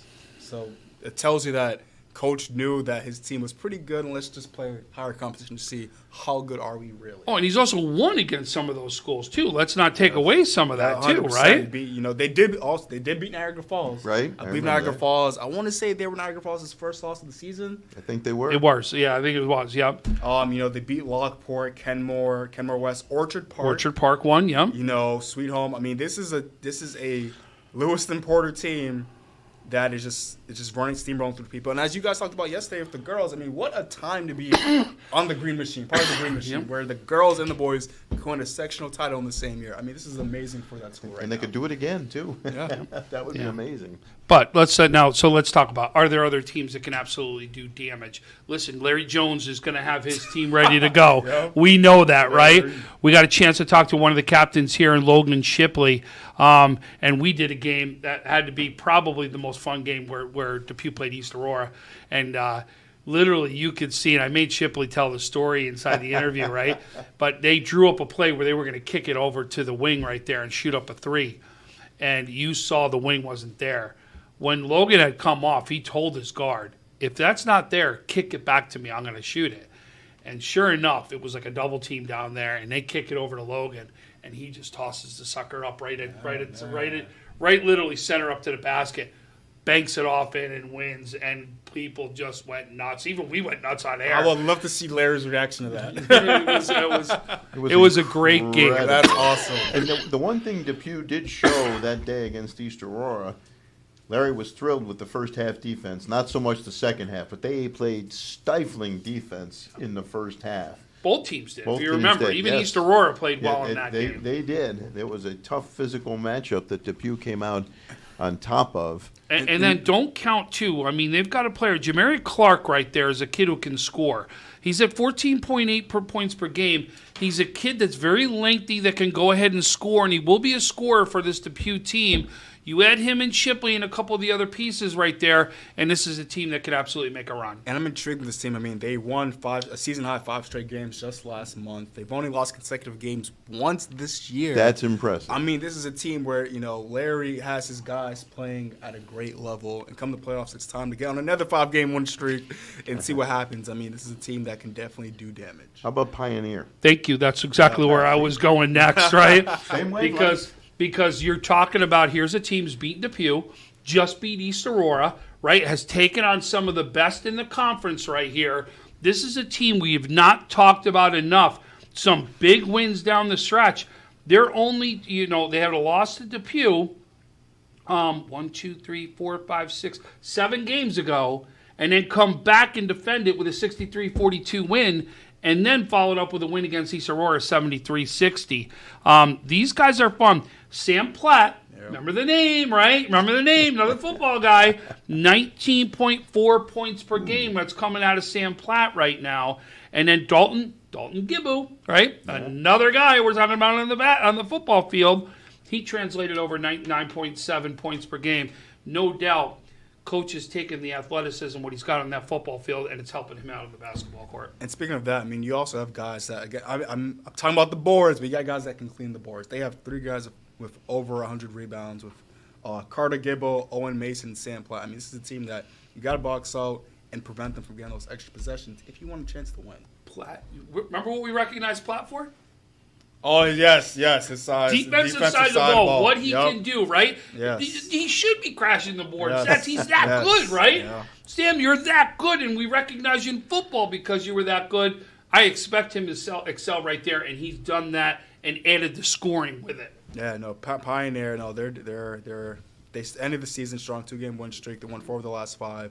And this is a theme that we're seeing for a lot of these teams where their coaches and the players know they need to end the season strong to have the momentum going to the playoffs. And a lot of these teams have done that, which is what you want to see. And that's what makes it so interesting, too, because if Team A happens to be hot and they roll in and all of a sudden Team A1 is not its A game, that's the fun of it, right? Yeah, and we mentioned Newport. Like sometimes you just don't know what can happen in playoffs. I mean, we had Newport, a B school, beating Niagara Falls, a AA school earlier in the year. You just don't know what can happen in the playoffs, and that's why every game is important. Why every game your team's to show up, because they're due for an upset. I mean, the upsets happen. Upsets happen. The question is who's going to be upset. Upsets are what makes sports. Exactly. Unless it's your team that's upset. Exactly. So we're going to see a team's season prematurely end. The question is who will that be, and when will that be? Yes, and any sleepers in this? Well, Iroquois.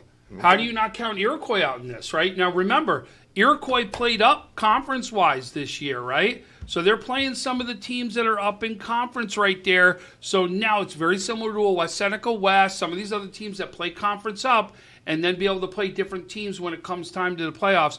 Iroquois is one of those teams. Be prepared. There's somebody can easily make a run. And another team could be Lackawanna. Oh, this is a team that was love in the way section. they're coached. This is Marcus. I mean, shout out to Marcus. He coaches the boys and the girls. Yes. The girls, team. yep. Yes. This is a team that they've played a AA schedule against a few opponents. Health Sciences, you never want to take moral victories, but they lost to them by 13. Health Sciences has been destroying teams all year. For Lackawanna to only lose by 13 of them, that's a big takeaway. They beat Frontier, and they're led by a guy in Julian Clements who I think is just such a smooth operator with the ball. I saw him last year in the sectional finals. I think the things he can do with the ball are just amazing. Another team, they've won 3 of their last 4 entering the playoffs. They had a season high 4-game win streak last month. I mean, Marcus is figuring it out, and I think Lackawanna is a team that can definitely do damage in the playoffs. And they were there last year at Yep. Buff State, so it's another team that has that Buff State experience. 100%. So I'm excited for this. I think this is a class that, although we think Newport can get the job done, but there's a lot of teams that can make that very difficult for them. And that's what you want to see. You want to see competitiveness. But let's go back to Iroquois, too, because I just wanted to make the comments as to what they were, right? We've been talking about some of these teams. Will South, we just talked about one of the top teams, 5-point loss, 66-61, right? Will East, 72-63, right? Beat Sweet Home, beat Star Point, who we called as a sleeper right there, right? Win against Hamburg. You could talk about this is a team, they have got to win over Will East. Wow, yeah. This team is ready to make that run.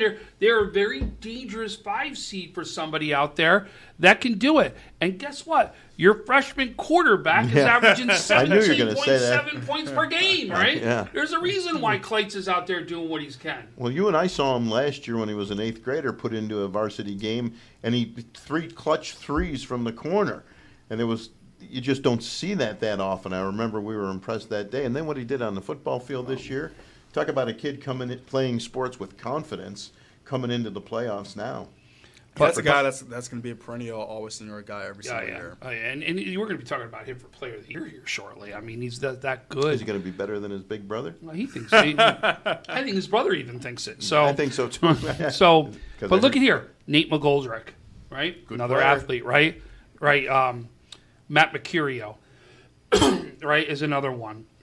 You got Jason Brosco. These are all kids that are players on this team that can all score out there and put points up on the board. I'll tell you, this team's dangerous. Yeah, well, the only thing that worries me the most is other teams' ability to score, not name Lewis and Porter in B1. That's the only thing I'm worried about. Looking at it, Newport averages 69.9 points per game, which I believe would make them second in all of Section 6. So it's just the ability to score, which means that teams are going to have to play the best defense possible to hang if they are matched with Newport in any scenario. Can you put the brackets back up for 1 second? I'm looking at it right now, too. Looks like how about this? Yep. East Aurora, 7 seed. You want to play East Aurora? Look who they may match up at number 2.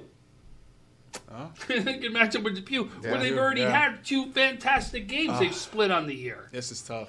You really telling me that the 7th seed can't advance right out of here? No, you're right. I'm not telling you that. No Right? way. You're right. No. I think we're gonna. I mean, you mentioned it earlier, where sometimes teams just get hot at the right time and they get on that run. And I believe especially at the lower part of the bracket, I think there could be a team that gets on a run, and we're talking about. And East Aurora has played through injuries all year. Remember Right. when we did Yes, that game? It was absolutely. the first game when they played when they played that Pew in that loss, a 51-50 loss, was the first time they had their entire team together out in the court. And you can see, went through, I think, some losses as they were trying to Find their way. fight through some of that a little bit. And then go 3-2 with some big wins. Like I said, Depew, Lakeshore, Maryville, they go. Losses were Pioneer, Iroquois. Well, and their loss to Depew was a buzzer beater. Yeah. So Well, that was the first time. Second time, they beat him. They beat them convincingly. You know what I mean? So listen, folks, wide open, 1 through 7. I think you could see anything happen inside this bracket. I'm excited for this. Well, let's get it going. That's it for B1. We're going to take a break and come back with B2.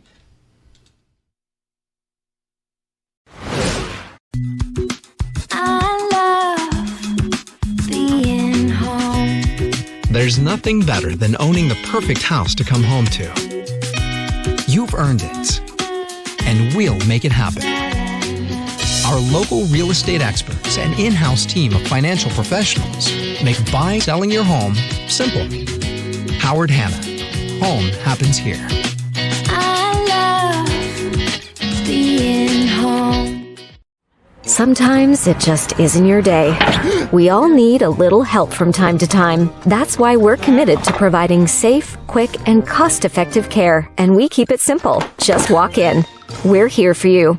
Learn more today. Do you insure a lot of businesses? Yes, we do. How about restaurants? We got a bunch. Do you cover property damage? Yes, we do. How about my equipment? Covered. How about sewer backup? We got it. What if my cook gets hurt? They're covered. Foodborne illnesses? Covered. What if my party tent goes down? Covered under property damage. And you say this is all under one policy? One policy. When do I pay? Once a month. Just one time? Just one. Is there anything you don't cover? What's your record for consecutive questions asked? 31. Tables. We don't do tables. Gotta love Buffalo. For all your insurance questions, call the Wolf at 835-WOLF. Logistics Plus is a global transportation provider headquartered in Erie, PA with locations worldwide, including right here in Western New York. Logistics Plus is consistently recognized as a fast-growing transportation and logistics company, great supply chain partner, top freight broker, leading project cargo manager, and a great place to work. With a strong passion for excellence, our 500-plus employees put the plus in logistics. Call our Buffalo office today for an efficient, personal approach for all of your transportation needs. Western New York Immediate Care's new locations are now open. Whether you've suffered a minor injury or just aren't feeling well, Western New York Immediate Care provides safe, quick, high-quality care at an affordable cost. Our clinicians are trained to diagnose and treat non-life-threatening injuries and illnesses and are equipped with on-site x-ray and labs to help you feel better, faster. With 4 convenient locations open 7 days a week, Western New York Immediate Care is here to help when and where you need us. Visit us online to learn more. When it's time to sell your home, start with a visit to howardhanna.com, ranked the #1 real estate site for sellers. A few clicks will show you the sales price you can expect for your home. We can get you the most money in the quickest amount of time because we know where the local buyers are and how to reach them. So if it's time to sell your home, visit howardhanna.com today, and we'll match you with a local Howard Hanna agent to sell your home fast. Being home. Life can be full of surprises, but not always the good kind. That's why we're committed to providing safe, quick, and cost-effective care, and we keep it simple. Just walk in. We're here for you. Learn more today. All right, I am here with Anthony DeCapua from Allegheny Limestone. Anthony, thanks for being here. Thank you for having me. You've had a great senior season so far, averaging over 18 points a game, 6 rebounds a game, but most importantly, your team is 17-3. What would you say has been the reason for all the success this year? Honestly, I think just the work that we've been putting in the summer, having like summer league and stuff like that. That and on top of like our practices, giving it all we got. Yeah. Even like the bench kids, giving us good looks all the time. So Good. Just getting prepared for games and stuff like that. Yeah, that you kind of mentioned what kind of rolls into my next question. Your role, has changed quite a bit from last year to this year. You've become not only the leading scorer this year, but also just an overall leader of the team. What were some of the things you personally did in the off season to give you that jump from last season to this season? I just knew that there was going to be a lot of kids that were, that were seniors last year that were leaving. Yeah. That were huge parts of our team. So I figured that It's your turn now, right? Yeah, I had to Your step turn. up. Yeah. And That's yeah. great. No, I get it. I mean, you just stepped in and you're doing a great job so far. You mentioned last year's team right there, and you guys had an unbelievable playoff run. I think you won 4 games at Buff State alone, and then you lost a real close one to Inkabob Crane. So, from that experience, what's it going to take for you guys to have that type of run, or if not even better this year? I don't know. Just keep the same mindset, like try to make it back over there to Glens Falls, because us just knowing how fun it was last year to make it all the way there. Made you hungry for more, right? Yeah, and just come back this year. Yeah. Be ready to get there. That's great. Well, Anthony, pleasure being here. We thank you very much. We look forward to watching you this year. Thank you. Shoot it over to Tom Prince now with Zach Phillips. That's right. I now have Zach Phillips here of Cleveland Hill, probably one of the teams in Western New York we're not talking about enough, right? You right now went undefeated in conference play. You've only got 3 losses on the entire season. Man, how do you take the momentum of all that and go into the playoffs with it? Yeah, last year we came in 4th in the league, and we just were hungry from the time that season ended, that loss, and we wanted to just jump right from the start and just beat every team. We needed to just work hard in practice, and we just needed to lock in and just get everything done in school and the court, and it led to wins. So that's good. It really is. For those of you outside of Western New York and those of you inside Western New York and maybe outside of Cleveland Hill may not understand, this young man right here is part of one of the biggest families in recent memory that have come out of Cleve Hill. You've got the opportunity for years to be on the sidelines and watching your brothers play, right? Yeah. Now you're the star on that team. Talk about how that's happened. You have to watch, and you knew your time was coming, and now it's your time. Talk about that. Yeah, I've been watching my brothers since 5 years old and going to Cleve Hill Gym like years on years, and I've been there for those losses, tough losses, sectional championships. We never won one, so that puts the drive in me to I want to win. I want to get farther than them and just get it done. For those of you who don't know, he's got a brother who plays professional baseball, right? He's got another brother that's a big baseball player at SUNY Fredonia, is where he played his baseball career. Yeah. Big baseball players, did it on the football field, did it on the basketball field.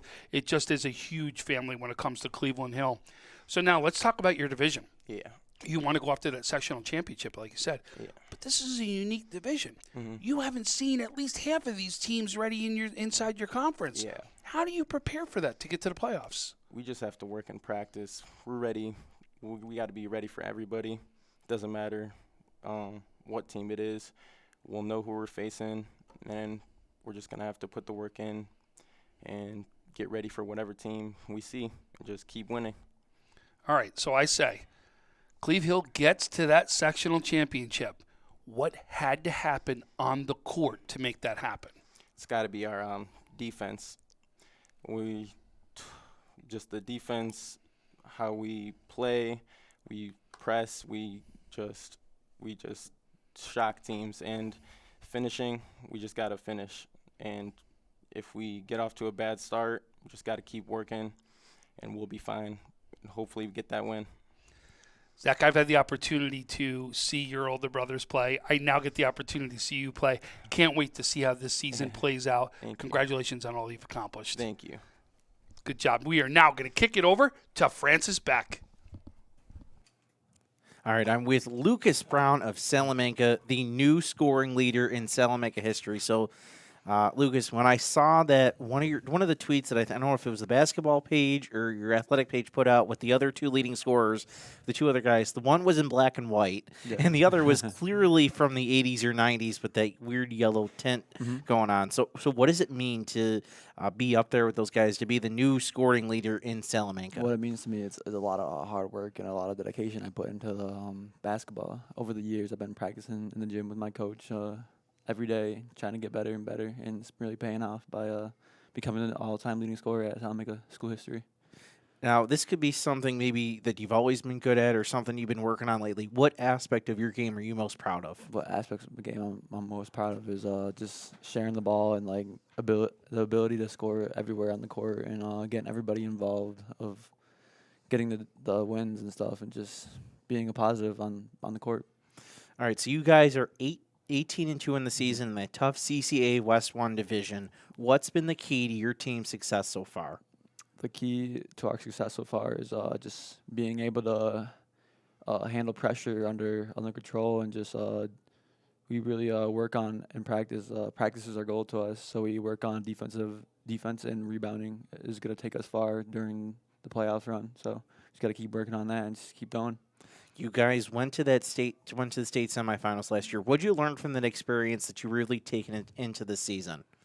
Just controlling our own pace that we play at, and just being straight dogs out there on the court, and just trusting one another every time we take a step on the floor with my teammates and stuff. Yeah.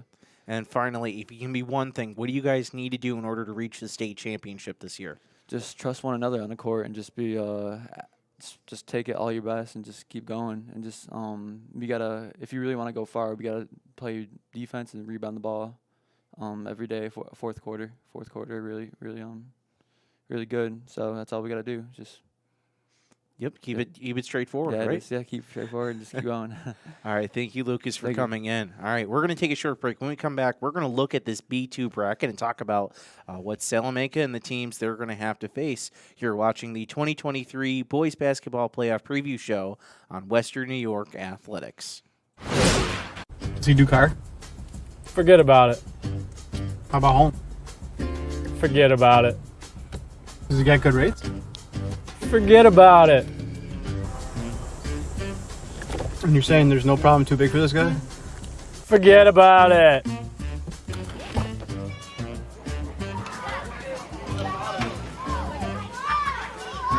Look, this is Johnny, the guy we've been talking about. Johnny, this is Paul Wolf. Mr. Wolf, it's nice to meet you. Thank you for the invite. Not a problem. It's Paul, not Mr. Wolf. Oh, sorry, Paul. Johnny, forget about it. For all your insurance needs, call 835-WOLF and...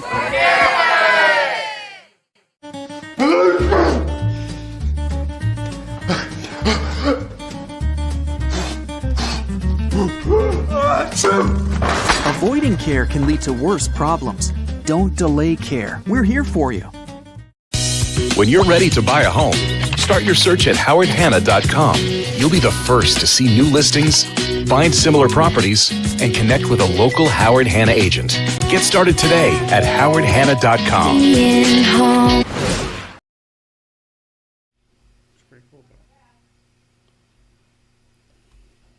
Our producer Heidi Gunther has given us the word that we're back, and we're now delving into Class B2. And if you look at this bracket, you see a whole bunch of teams with some great one-loss records. Salamanca, the top seed, 18-2. Cleve Hill, the second seed, 17-3. Newfane, 16-4. And all the way down somehow at the sixth seed, Allegheny Limestone, 17-3. So who wants to clear this up for me? Which one? Let me tell you, there ain't nothing we're clearing up. Okay. We could go as deep as number 9 at Roy Hart. That's going to cause damage in here.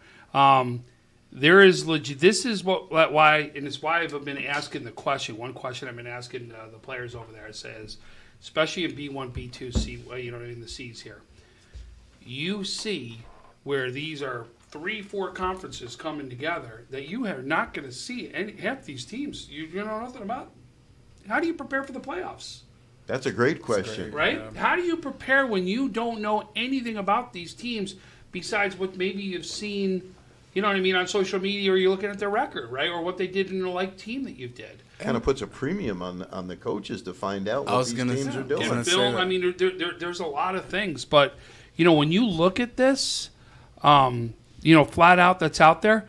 Listen, Salamanca's for real, folks. Okay, Lucas Brown is legit. This kid has been scoring for years, right? And I'll tell you, I've watched this kid at one point. Even they'll do everything defensively to stop him. It won't matter. Yeah. It won't matter. Yeah, Lucas. I believe they were in Class C last year, right? And they moved and they had that state tournament run. And this year they're in Class B, and they haven't taken a step back at all. And like you said, Lucas, to me, I mean, you can make the argument he is the best shooter in Western New York. I mean, he leads Section 6 with 72 3-pointers, 9 more than second place. The guy just finds a way to get the ball in the hole. Salamanca's all-time leading scorer. I mean, he is a very, very special talent. And that school, him and Andy Herrick. Oh, I mean, and Andy's another one that can score. Yes. I've gone down there. I went down there last year and did a game. My 2 interviews were Andy and him. And Andy's putting up points. Listen, you want to go after Lucas and try shutting him down? Guess who Lucas is going to kick it sitting at 3-point land? There's your man right there. Yeah, I mean, they are just a great team. Adam Bennett does a great job with this team. They have a dynamic duo. Last year when they went that deep run, I was like, man, I'm curious if they'll be able to get back because you're losing quality players. But when you have those two on the court at the same time, it's tough for anybody to beat them. And I think this is a team where they're rightfully number one. They just dominated. I believe they're on a 12-game winning streak as well.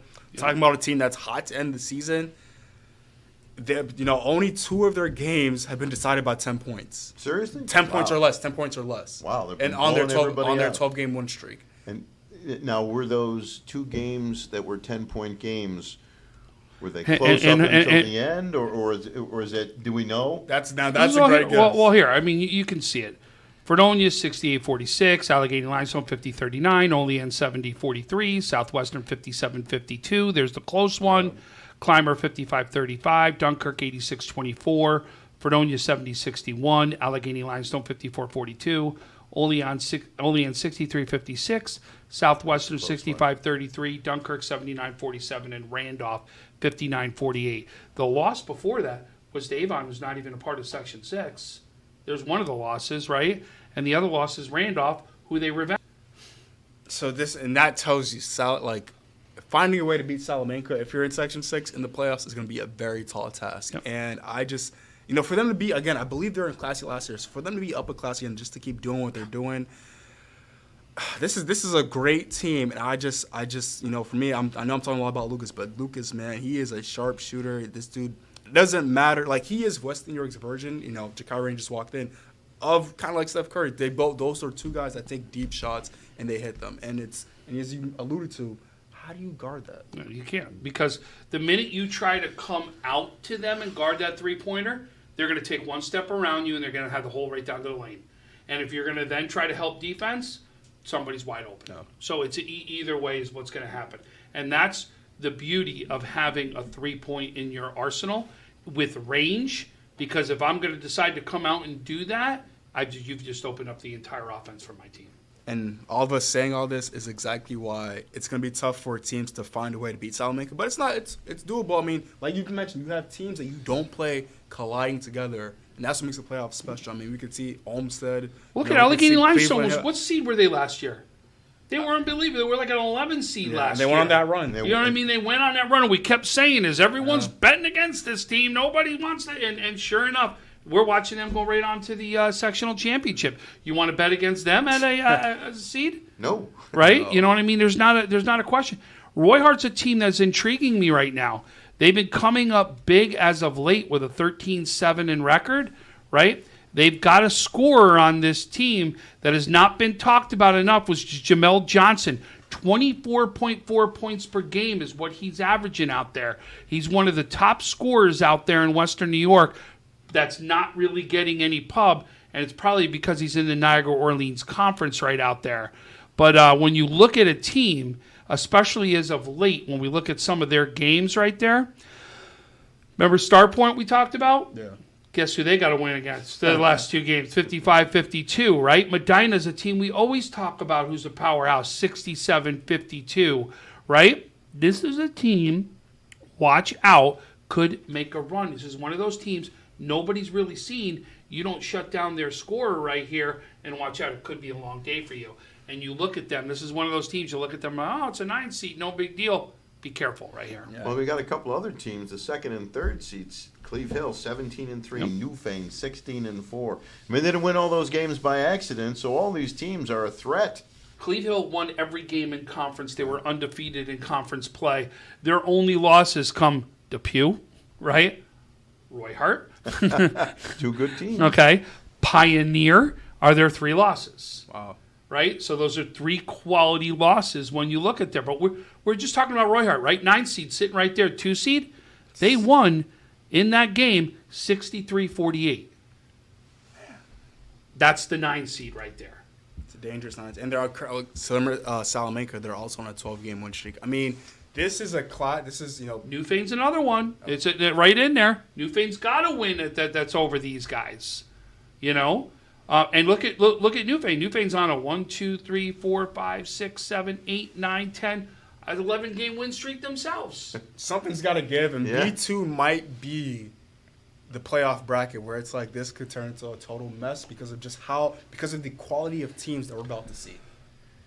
Totally right. This is high quality basketball that these teams are playing at the right time. Newfane 65-29 victory over Star Point. Wow. Jeez. Are these teams going to have anything left if they get out of this bracket?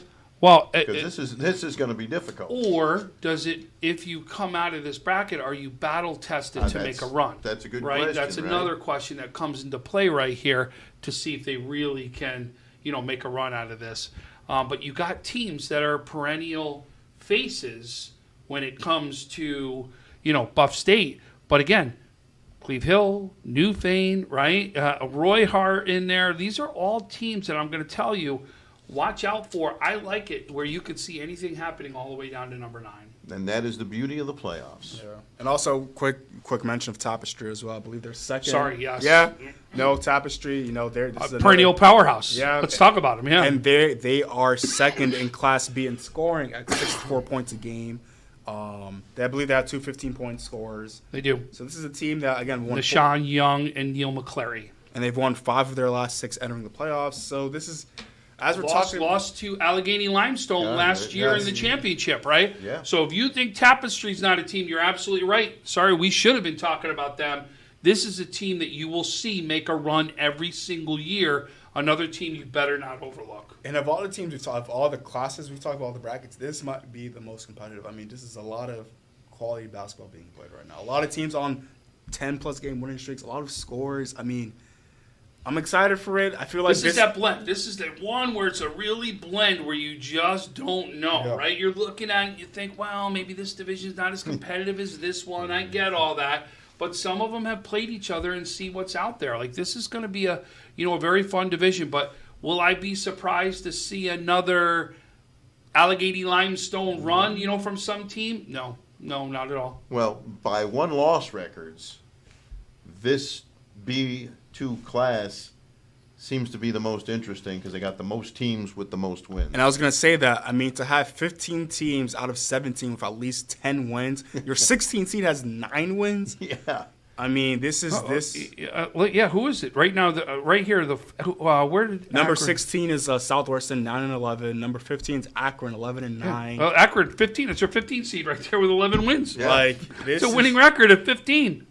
This is it's unheard of. It's amazing. Right? But now you look at some of these, you know what I mean? Like, look at poor Medina. Medina's got to travel to Southwestern, right? Akron's got to travel to Fredonia, right? Eden to Falconer. I mean, these are all like, you know what I mean? The Eden to Falconer is not as long as some of those other ones, but that's where you start to wonder when some of these trips come into play. But think about that. Southwestern wins. Roy Hart can get Southwestern first round, and now you're talking about Southwestern's got to turn around and drive all the way to Roy Hart. Well, it's going to be interesting. But could a Tapestry Roy Hart matchup be a freaking fantastic matchup? Yeah, I'm excited for this. And it's interesting. You mentioned the driving distances. I mean, this is what you got to do if you want to be a champion. If you want to be a champion, you got to have your music ready for the bus ride. I like that. It was one of my questions. One of my questions yesterday. One of the young women at Wilson, and I said. I go, you got to prepare. She's like, we're 2.5 hours to some of these trips. I go, So what do you do?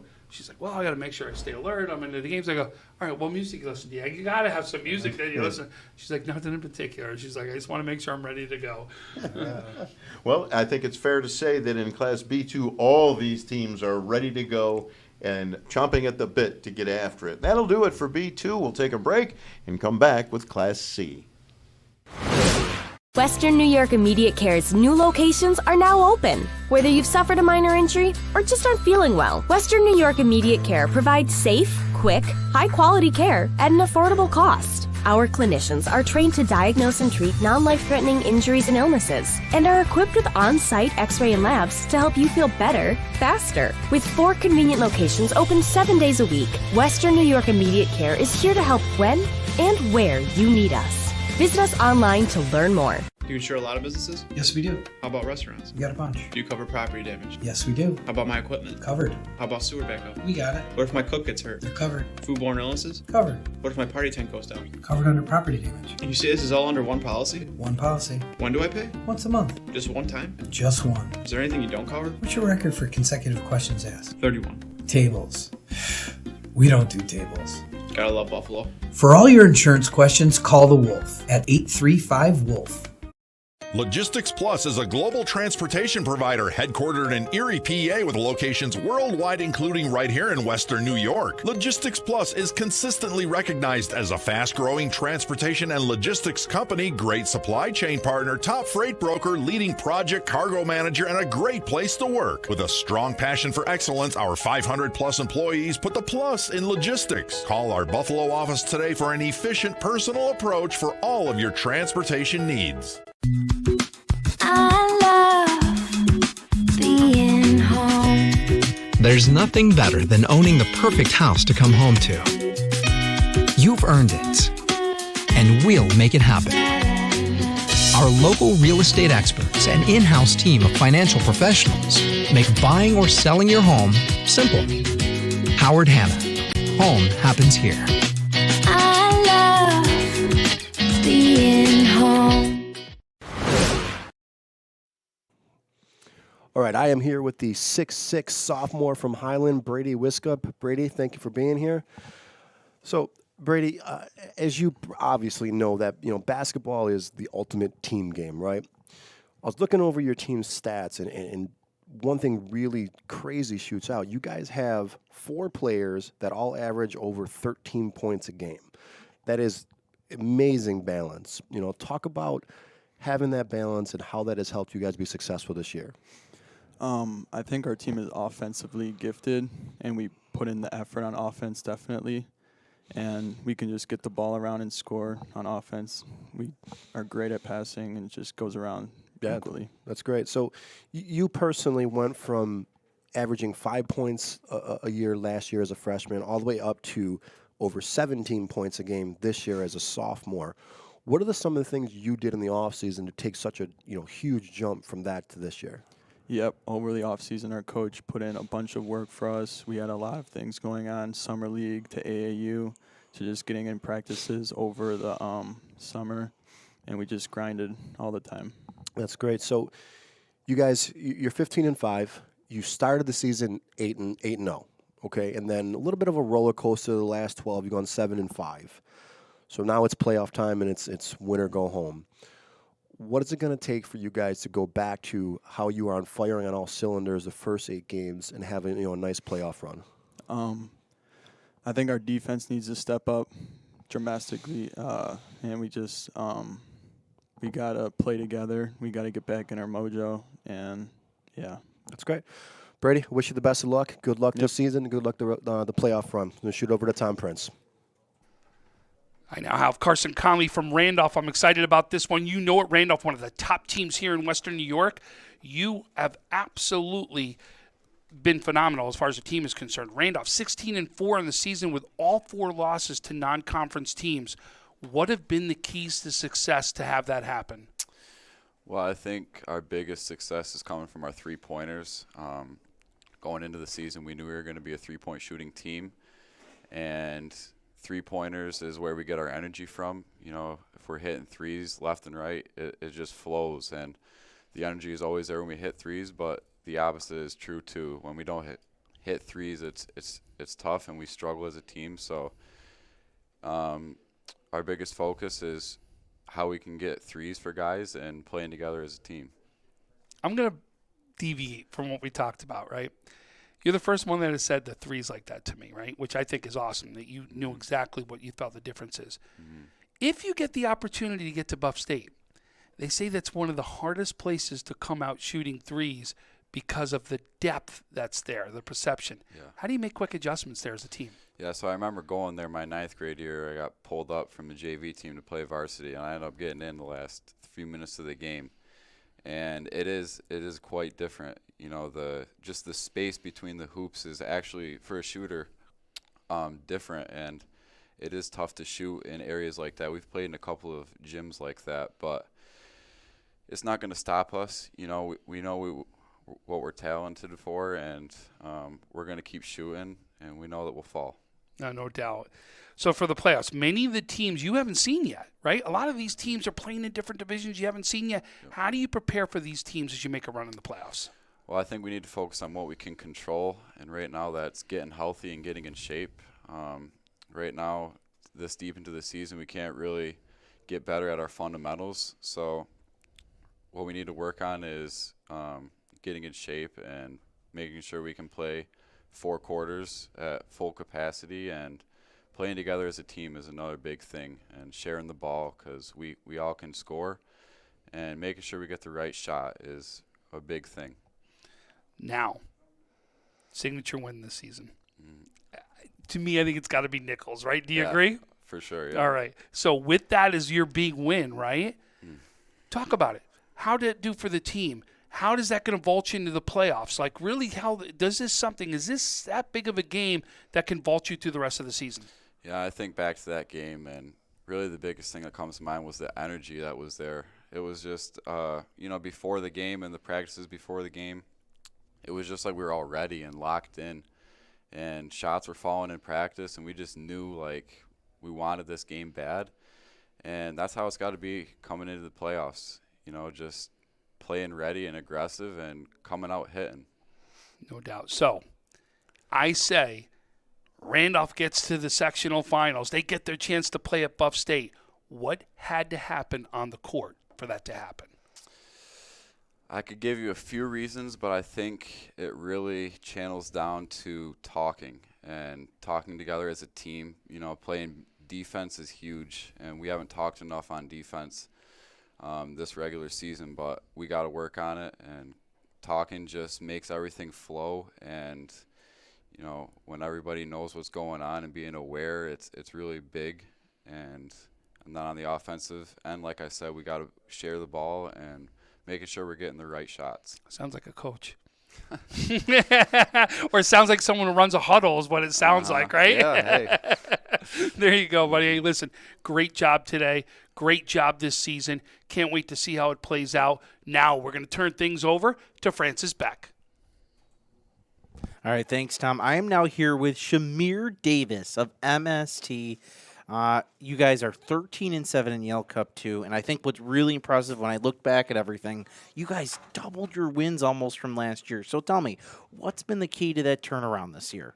Basically, we've just been practicing as a team from summer since June, getting our chemistry right, practicing, putting in work every day, basically.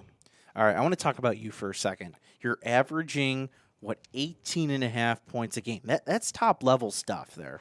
So let me ask, is it just the scoring? What aspect of your game are you most proud of? Well, to be honest, last year I had to work on my shot because I had a thumb flick in my shot, so I switched my whole shot over the summer, and I've been working on my ability to get to the rim and finish with contact and working on my free throw percentages and stuff like that. Who helped you turn your shot around or change your shot up?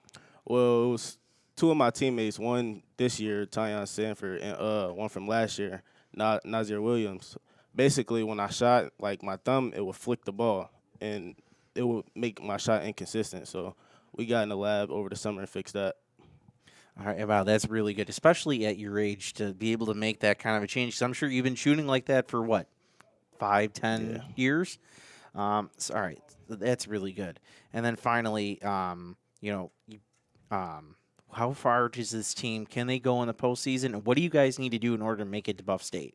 Well, we just got to keep working hard, get our defense going, just keep working hard, practice every day, putting in the work, stay conditioned, just be ready for whatever comes to us. All right, Shamir, thank you for joining us. That's Shamir Davis from MST. Coming up next, we're going to talk about this B2 bracket and everything it has to offer. You're watching the 2023 Western New York Athletics Boys Basketball Playoff Preview Show here on WNY Athletics.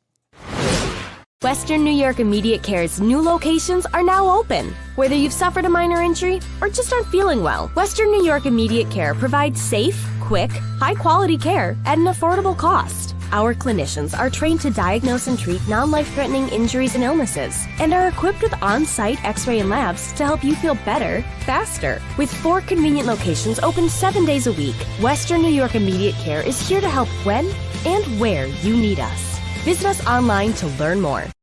Logistics Plus is a global transportation provider headquartered in Erie, PA, with locations worldwide, including right here in Western New York. Logistics Plus is consistently recognized as a fast-growing transportation and logistics company, great supply chain partner, top freight broker, leading project cargo manager, and a great place to work. With a strong passion for excellence, our 500-plus employees put the plus in logistics. Call our Buffalo office today for an efficient, personal approach for all of your transportation needs. When you're ready to buy a home, start your search at howardhanna.com. You'll be the first to see new listings, find similar properties, and connect with a local Howard Hanna agent. Get started today at howardhanna.com. Welcome back as we continue our high school boys basketball playoff preview show. We're now at Class C. Randolph at the top of the heap, the top seed with a 16-4 record. MST, the second seed, drops down to 13-7, and Frewsburg, the third seed, is 15-5. So this division, like some of the others, very interesting. And the last one, the B2, record-wise, was the most impressive, with so many teams with large winning records. This team has a bunch of winning records, but isn't quite as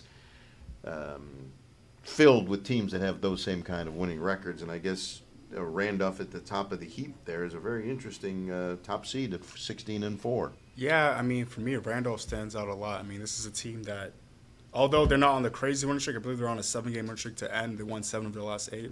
But they have quality wins. They beat Nichols, a game that was very emotional for them. I remember talking to the coach, and he was like, man, no one thought we were going to win this game. We pulled it out, and they wanted to be ranked, and they were ranked. And they also beat Salamanca, and I know that was early in the year, but they beat Salamanca, a great Salamanca team. Those are 2 big wins. Two big wins. So I'm intrigued for Randolph entering the playoffs.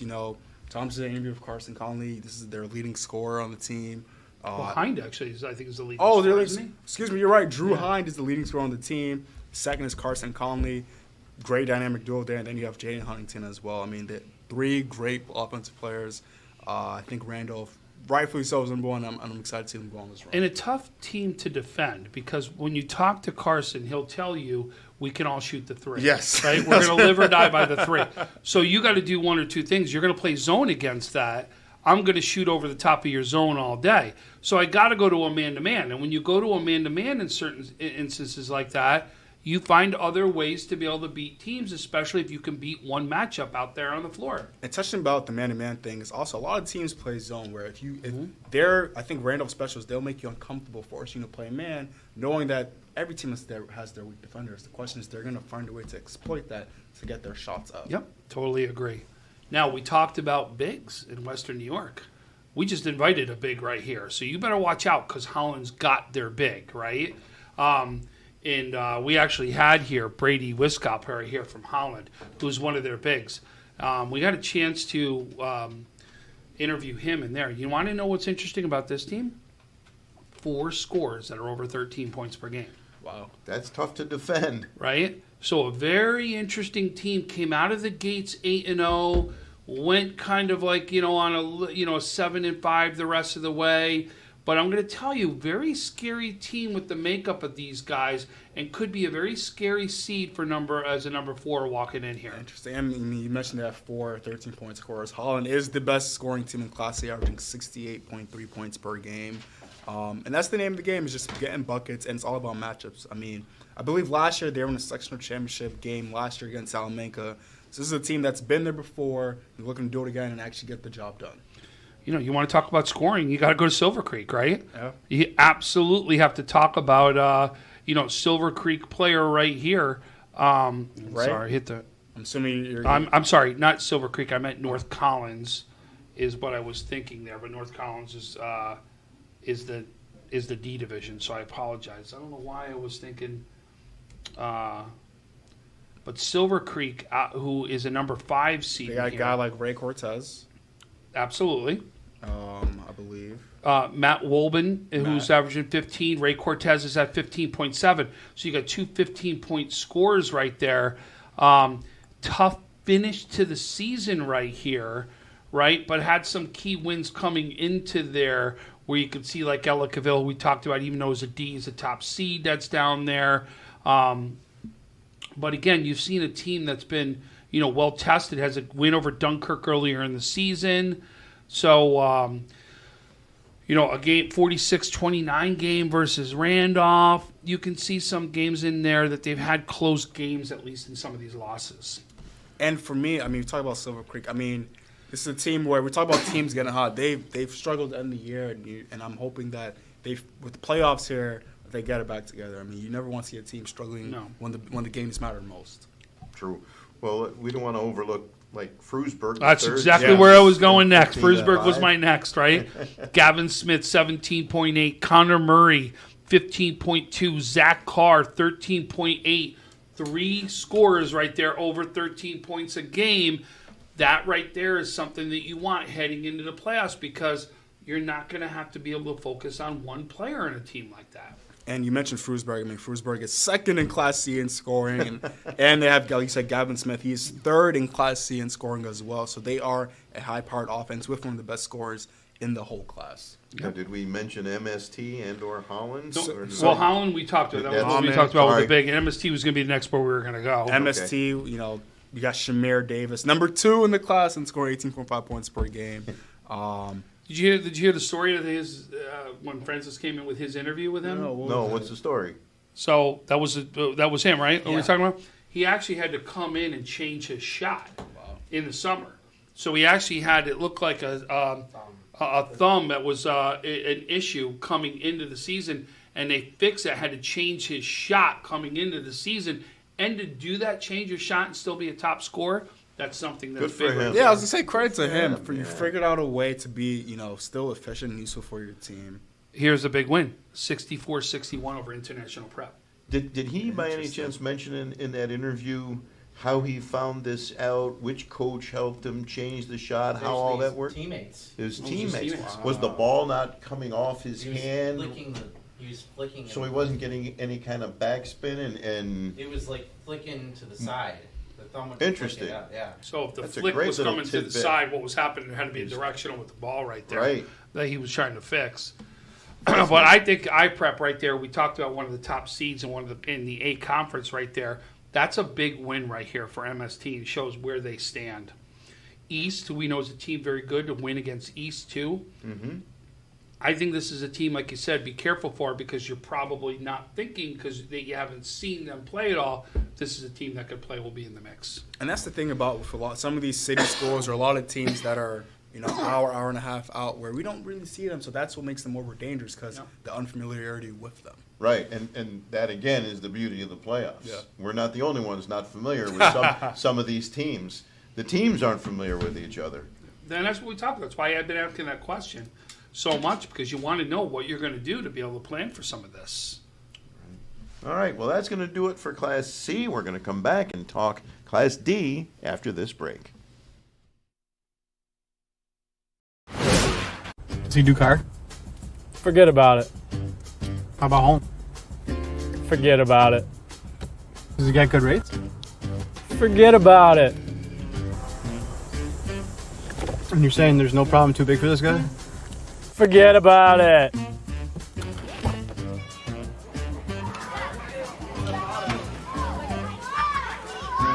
Look, this is Johnny, the guy we've been talking about.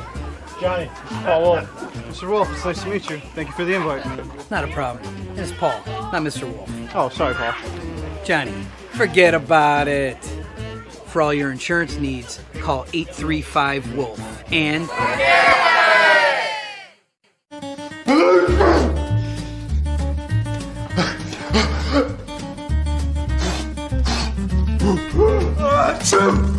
Avoiding care can lead to worse problems. Don't delay care. We're here for you. When you're ready to buy a home, start your search at howardhanna.com. You'll be the first to see new listings, find similar properties, and connect with a local Howard Hanna agent. Get started today at howardhanna.com. All right, I am here with one of the best outside shooters that we have interviewed today from North Collins, Derek Emersall. Derek, thank you for being here today.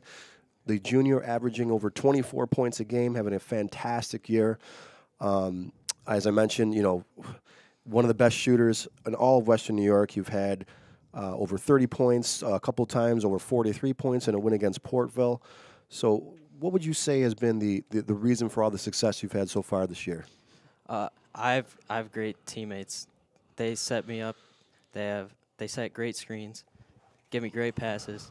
I have a great coach that sets plays up for me to be successful. Yeah, that's always nice to have, right? So you guys have a very a unique situation where you kind of have almost a dynamic duel of guards between you and Matt Sweet, who's also averaging over 20 points.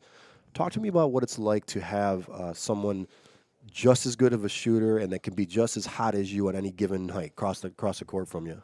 Oh, it's great. Whenever I'm not playing or hitting as many shots as I wish I would, I can always rely on him. He has the ability to score 40, 30, whatever it takes to win. Yeah, and it's got to be great, playing for a coach that gives you that green light that can, just keep shooting at any time, even if you're having an off night, but he wants you guys to keep shooting. That's got to be great to play with someone like that too, right?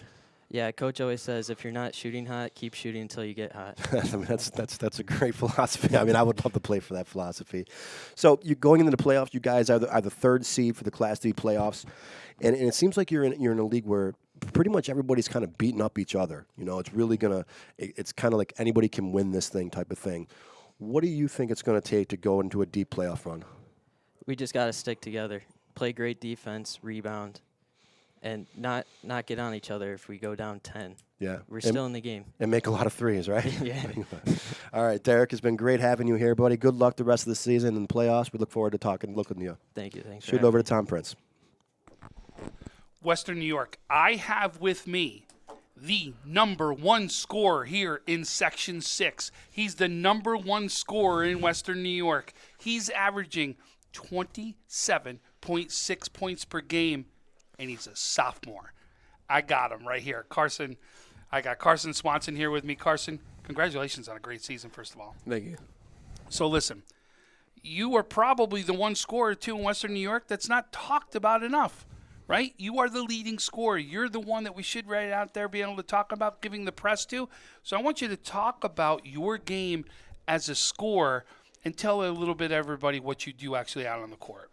Last year I was just seen as a guy who just shot threes in the corner, but this summer I worked a lot on getting it, pulling a jump shot and finishing around the rim. So this year I've been able to do that a lot more, and it's been working. Now, older brother you played with, didn't you? Mm-hmm. Last year was when you played with him, right? So the older brother takes precedence, right? Yeah. So no doubt that's exactly why you see the change. But listen, this D conference is loaded. It is competitive. You've had games already with Panama, Sherman, and Clymer. You had two of them that were 1-point game losses, right? You also have a win over the first seed Ellicottville. How do you use this to help you advance into the playoffs, what you know? I think it gives our team confidence that we're able to play with these teams. Obviously, the games with Clymer and Panama, they knocked down some good shots at the end. But it shows that we're able to play with these teams, even though we've lost to them sometimes.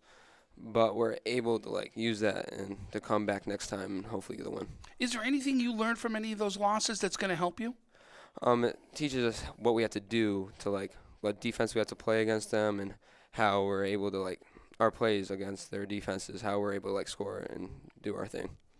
So Westfield has been a top D team for years, right? Including a Section 6 Class D title last year. So what has been different this year now that you're the leader on the team versus what's happened in the past? I think this year that with our success last year, many people thought since we graduated 4 of our 5 starters that we weren't going to be able to come back here or like seen as like one of the top teams in Class D.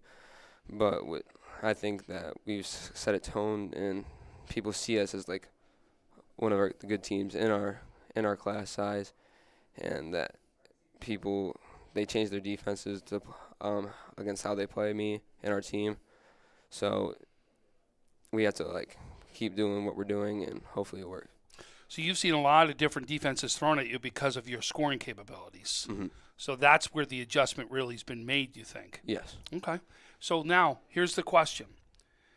Westfield gets back to the D championship. If that happens, what had to happen outside on the or out on the court? We have to play our game. We have to be able to knock down shots, rebound, play defense, especially.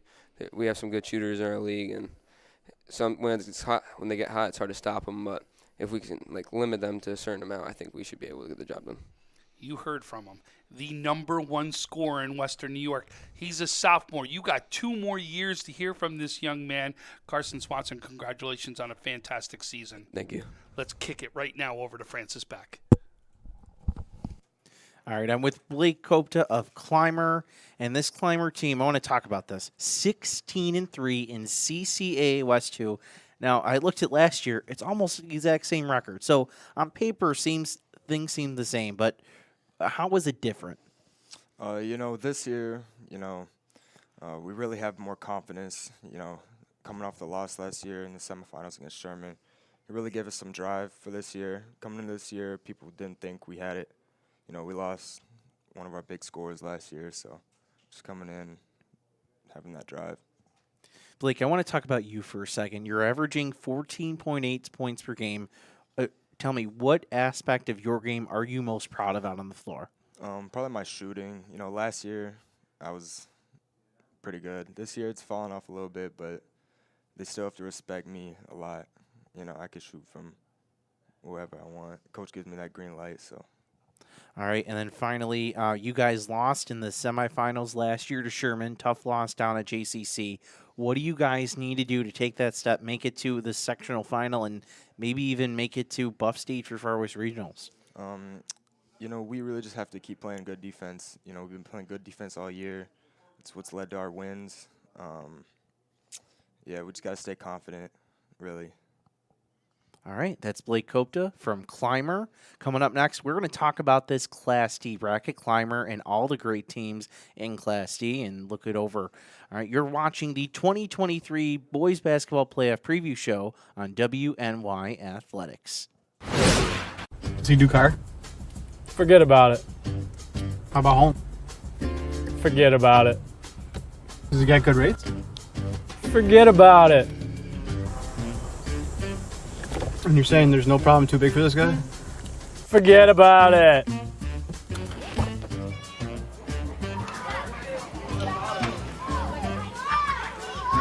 Paul, this is Johnny, the guy we've been talking about. Johnny, this is Paul Wolf. Mr. Wolf, it's nice to meet you. Thank you for the invite. Not a problem. It's Paul, not Mr. Wolf. Oh, sorry, Paul. Johnny, forget about it. For all your insurance needs, call 835-WOLF and...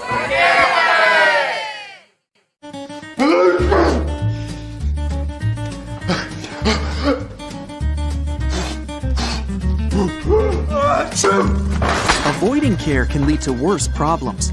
Don't delay care. We're here for you. When you're ready to buy a home, start your search at howardhanna.com. You'll be the first to see new listings, find similar properties, and connect with a local Howard Hanna agent. Get started today at howardhanna.com. All right, we're back, ready to talk about Class D. And at the top of the heap in Class D, Ellicottville with a 13-7 record. Clymer, number 2, with a 17-3 record. Somebody want to start by explaining the disparity there? Conferences. Conferences. Okay. It's the same type thing. Remember when we talked about when we back to B and C? Same thing. Same thing. It's all conference play. Okay. That's all that it is. But I'm going to tell you, you're going to go here where I'd go all the way down. You better watch Sherman at number 8. Right? That's how deep they're going to go as far as these seeds here are concerned. And take a look at 8 seed Sherman is 12-8. Right. Right? We take a look at that. Yep. And we already talked about, if you look at Westfield at 13-7, Westfield has a win already over Ellicottville. Huh. Okay. Right? So that's something very interesting to look at. And you can actually see is that Westfield win too over Ellicottville was a 2-point game, 50-48. Who did Clymer lose to? So Clymer at 17-3 right here. They lost to Southwestern, Salamanca twice. And Salamanca twice. You're right. Yes. So well, that's pretty impressive. That and whenever you see stuff like this, what it tells you is that the coach is confident in his team. Where it's like, let's play tougher competition in a non-league schedule. Right, and that's what we always want to see. Yeah, and for me, I'm intrigued with Ellicottville just because they got so hot. They had I believe they're on a 4 or 5 game losing streak at some point this season, and to just rectify that with I believe they won 11 or 12 of their last 13 or something like that. To rectify that Xavier season being the number 1 seed tells me that they are figuring things out at the right time. 11 out of 12. 11 out of 12. Coming off a 4-game losing streak. So there you go. So it's like they figured something out at the right time. Yep. And look at it. One of the wins was over North Collins, who we're talking about here as a top seed with a big score, a 53-40 win. These guys are going to be led. You can actually see. I always pronounce his name, and I'm going to get butchered if I pronounce it wrong. What? Ebersol? No, Ebersol's easy for this one. It's Chudy is what it is what I think it is, right? Chudy? Yes, it's Owen Chudy. I think I'm saying it right, and I know if I'm not, I'm going to get butchered for it because I seem to pronounce poor Owen's name wrong.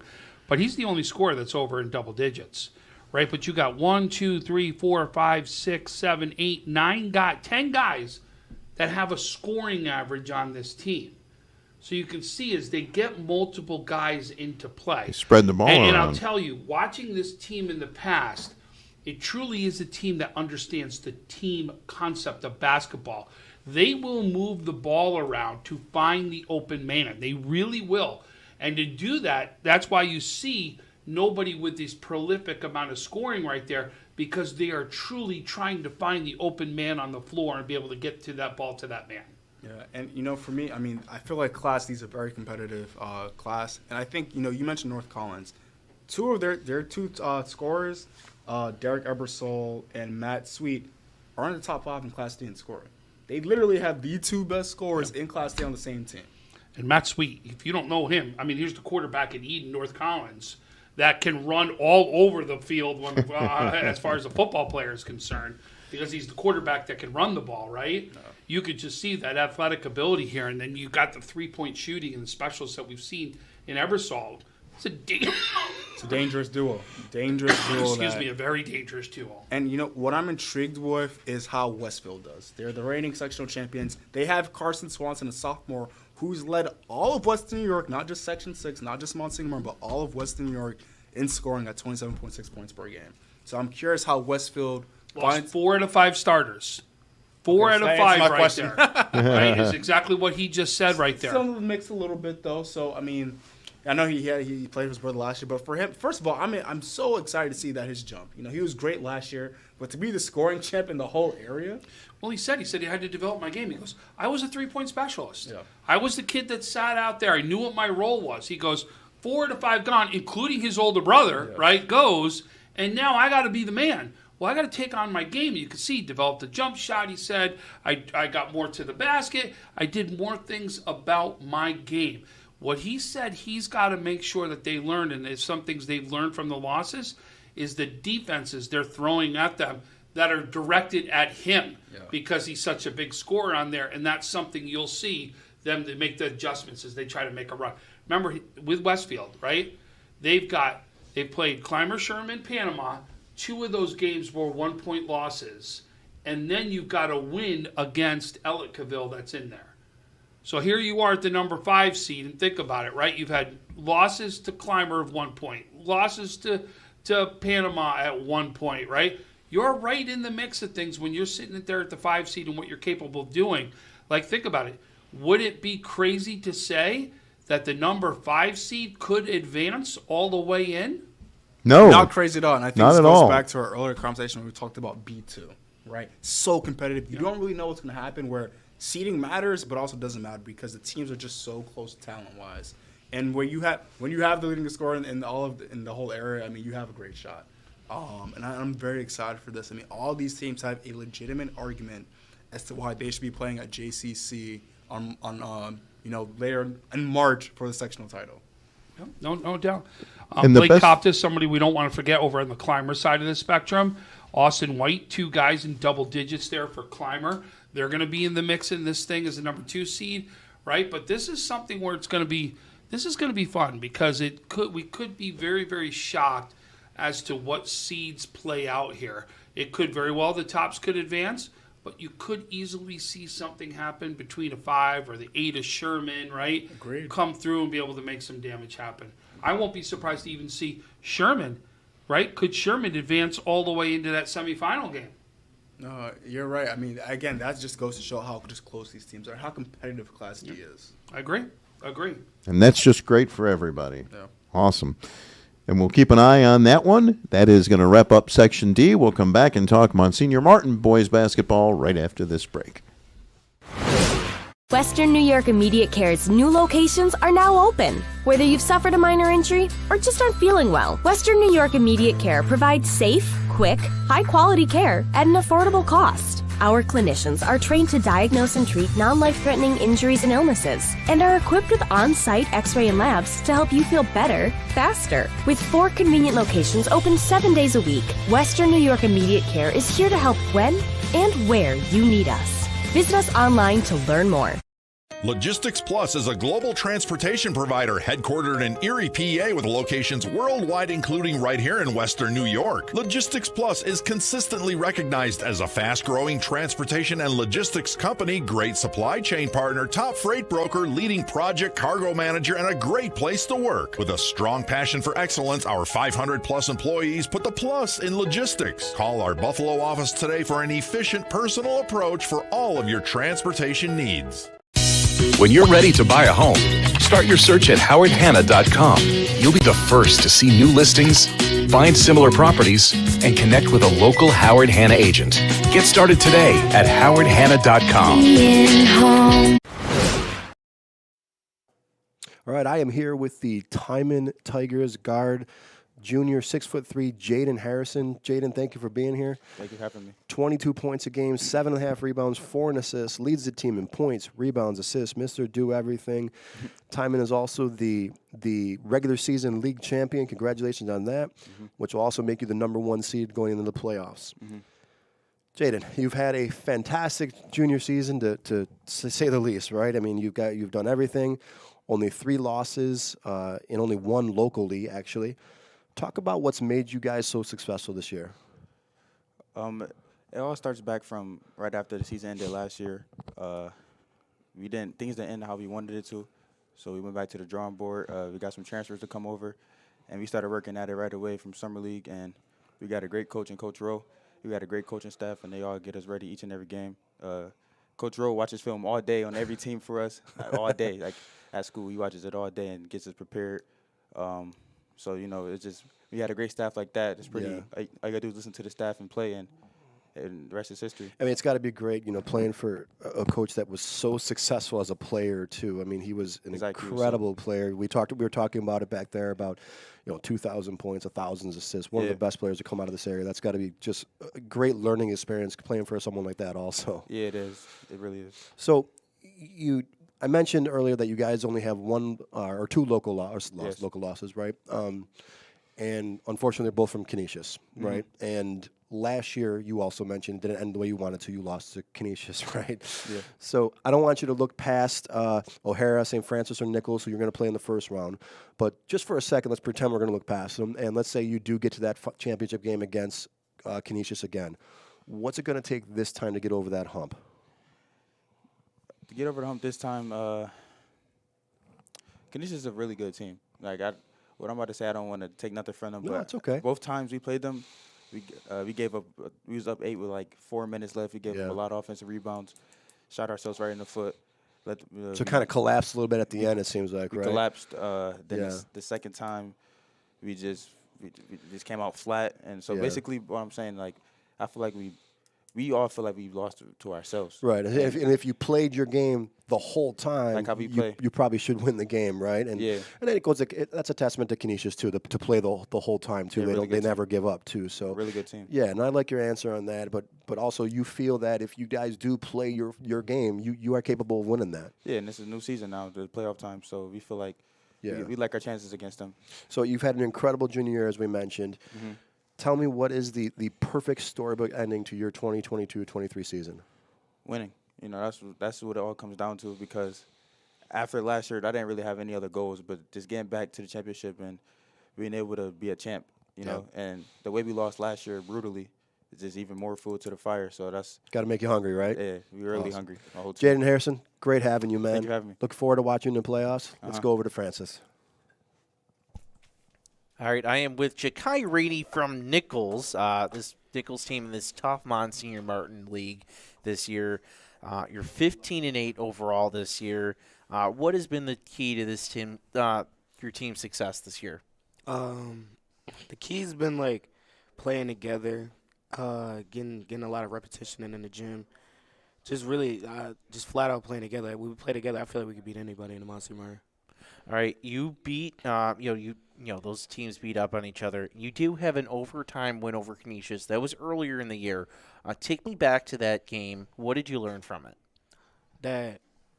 We really could beat anybody. I mean, we just I know you were talking about the Canisius one, but we just previously beat St. Joe's, and the first time they beat us up a little bit, but second time we really played together. I mean, I had 38, Shannon had 38, Parker had double-double. I mean, we were all just, like, hitting off all cylinders. Sorry.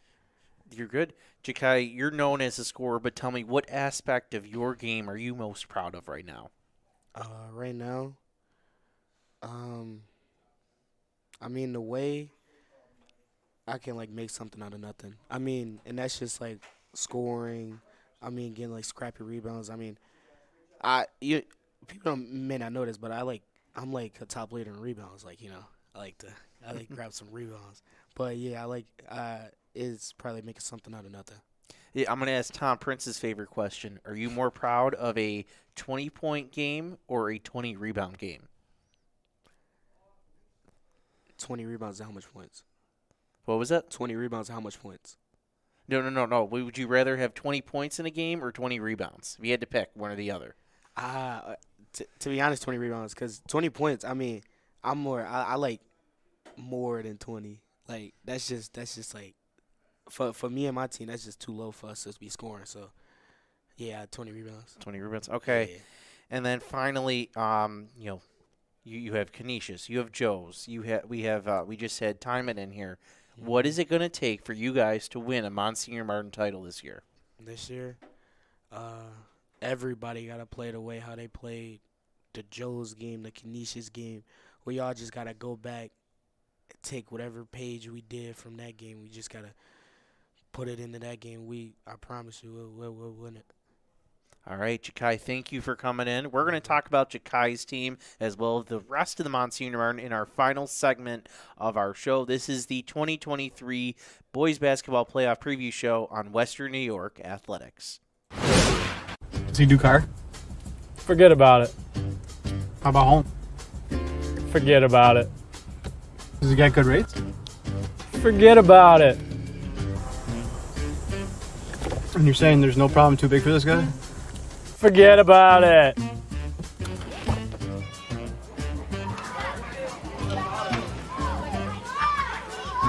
Paul, this is Johnny, the guy we've been talking about. Johnny, this is Paul Wolf. Mr. Wolf, it's nice to meet you. Thank you for the invite. Not a problem. It's Paul, not Mr. Wolf. Oh, sorry, Paul.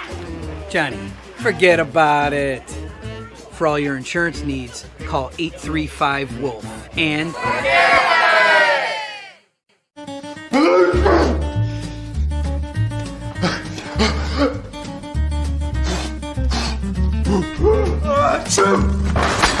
care can lead to worse problems. Don't delay care. We're here for you. When you're ready to buy a home, start your search at howardhanna.com. You'll be the first to see new listings, find similar properties, and connect with a local Howard Hanna agent. Get started today at howardhanna.com. Welcome back as we now wrap up our boys basketball playoff preview show with the Monsignor Martin boys basketball. The semifinals will be played Thursday, and they'll be broadcast live on Western New York Athletics from the Kessler Center at Canisius College. Timon and Canisius, according to what I'm seeing, are the number 1 and number 2 seeds. The opponents are yet to be determined. There were a couple of games going on today. Park and St. Mary's, a 7 and 6 seed, and Cardinal O'Hara versus St. Francis, an 8 and a 5 seed at 4 and 6 o'clock. We're taping this. It's shortly before 5 o'clock.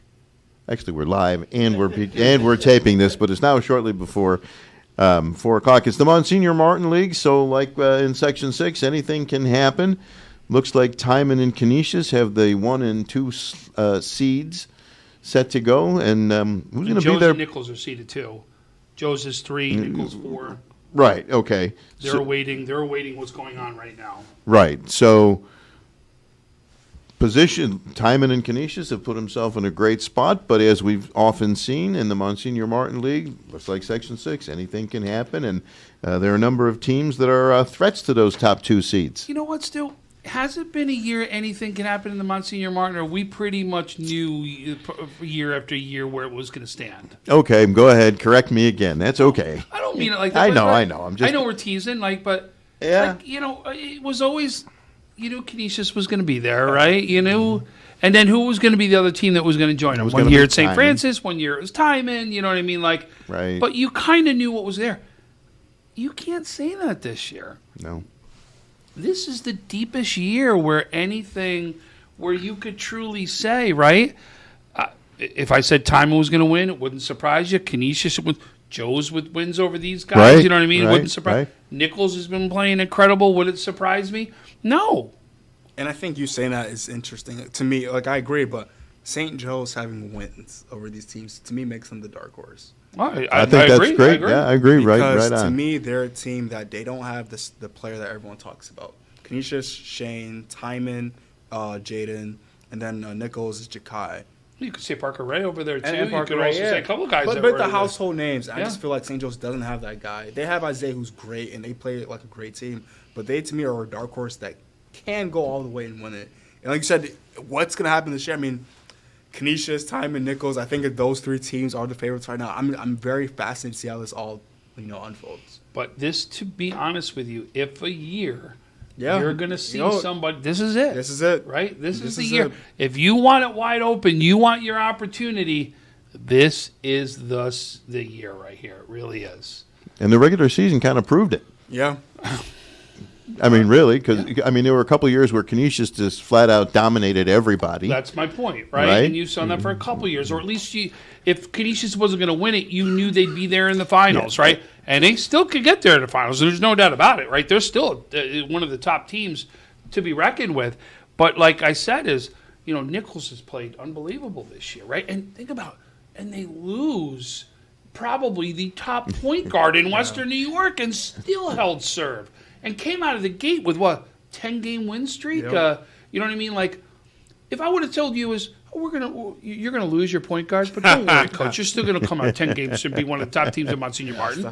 Now, if I asked that to Coach Bradshaw, Coach, I'm sure you agreed and you thought you were gonna, because that's what a good coach does, right? Yeah. But I'm gonna tell you right now is all of Western New York didn't think it would happen. Well, the coach isn't going to let those guys sulk. True. Here's your No, opportunity, I agree. boys. And speaking of Nichols, this is a team where they have probably the hottest, the guy that can get the hottest in all of Western New York in Jakai. Oh. You don't know if he's going to go for 50 on you or maybe 35. You just don't know. And if he gets hot during the playoffs, Nichols could easily be champions this year. And I think, as we talked about, Monsignor Martin's just that close this year where we just don't know. It's going to come down to which team and which players go on a run and take it very seriously. But he's the one kid you got to be careful with, because that 1-2 punch is interesting, Yes. right? People don't realize how good Parker Ray is at Had the a same 48 exact point time. game this year. 48-point Wow. game. He started as a freshman in Orchard Park. The kid was putting up 30-point games as a freshman. The kid knows how to score. And the only reason he really didn't do it last year is because he was injured. Yeah. Right? He had injuries last year. That was the only reason. Otherwise, we could have been talking about Parker Ray the same way we're talking about Ja'Kai Rainey. Yeah. And a little bit of a shout-out for a couple of coaches. Kyle Husband, perennial contender with Canisius. Yeah. Gabe Michael at St. Joe's finally seems to have that program. They were up for a while, then they were down. When Gabe took over, they weren't exactly at the highest point, and now they're getting back on the upward swing. So a shout-out to those two coaches among the others. You know what is a testament to me? Like, so we asked someone to be here to interview from St. Joe's. And really, the only reason we don't have anybody here from St. Joe's is because those players as a team wanted to be right now at the play-in game so they can scout and understand who they're going to play.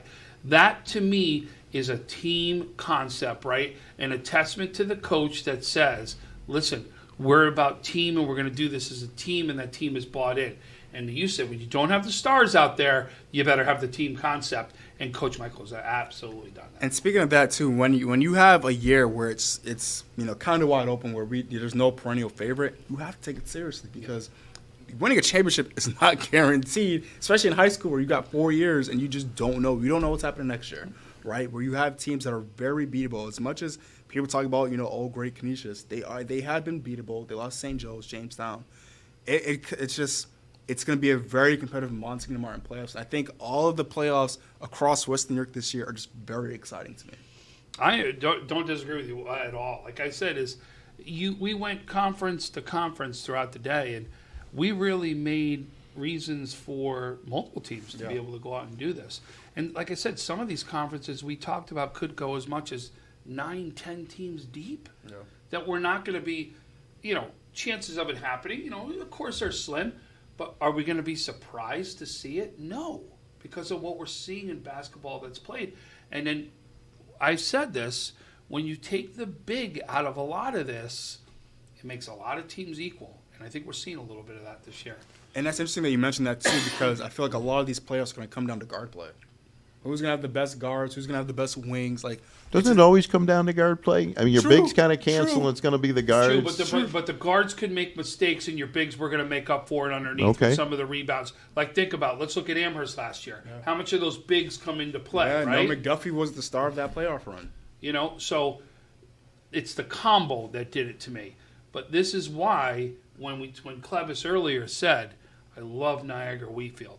Why? Because he felt the number one point guard was there. I love Lewiston Porter. Why? I felt the number one point guard was there, right? Think about it. That's where it constantly was going to because we don't see that presence that's neutralizing somebody else out there on the floor. A couple teams see it, right? We see it on a couple teams, and we've brought that point out because if they exploit that and win that, that could be the difference in the game. I agree 100%. I mean, talking about bigs, Parker Ray is the best big in the Monsignor Martin. Unless there's someone else I'm missing, that's why I think of Nichols, where you have arguably one of the best point guards, and you have a big like Parker Ray. But he doesn't play big. He can play point guard. He can play point guard or shooting guard. And that's the versatility that makes him even more special.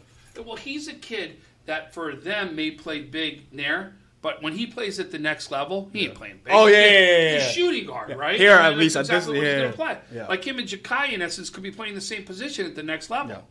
Yeah, and I think that's what makes it fascinating. I'm excited for this. I think Monsignor Martin, I'm relatively new to the area, but I don't know when's the last time it's been kind of this. I don't think it's been this close for years. I don't think so. Like I said, Canisius had a great dominant run going all the way back to the first McDonald young man. We talked about bigs. What about St. Francis? St. Francis has got that big that, they got Reska right there. Yeah, Logan Reska is a good player. Even though he's the football player going off to Harvard, we saw him be dominant in the game right out there.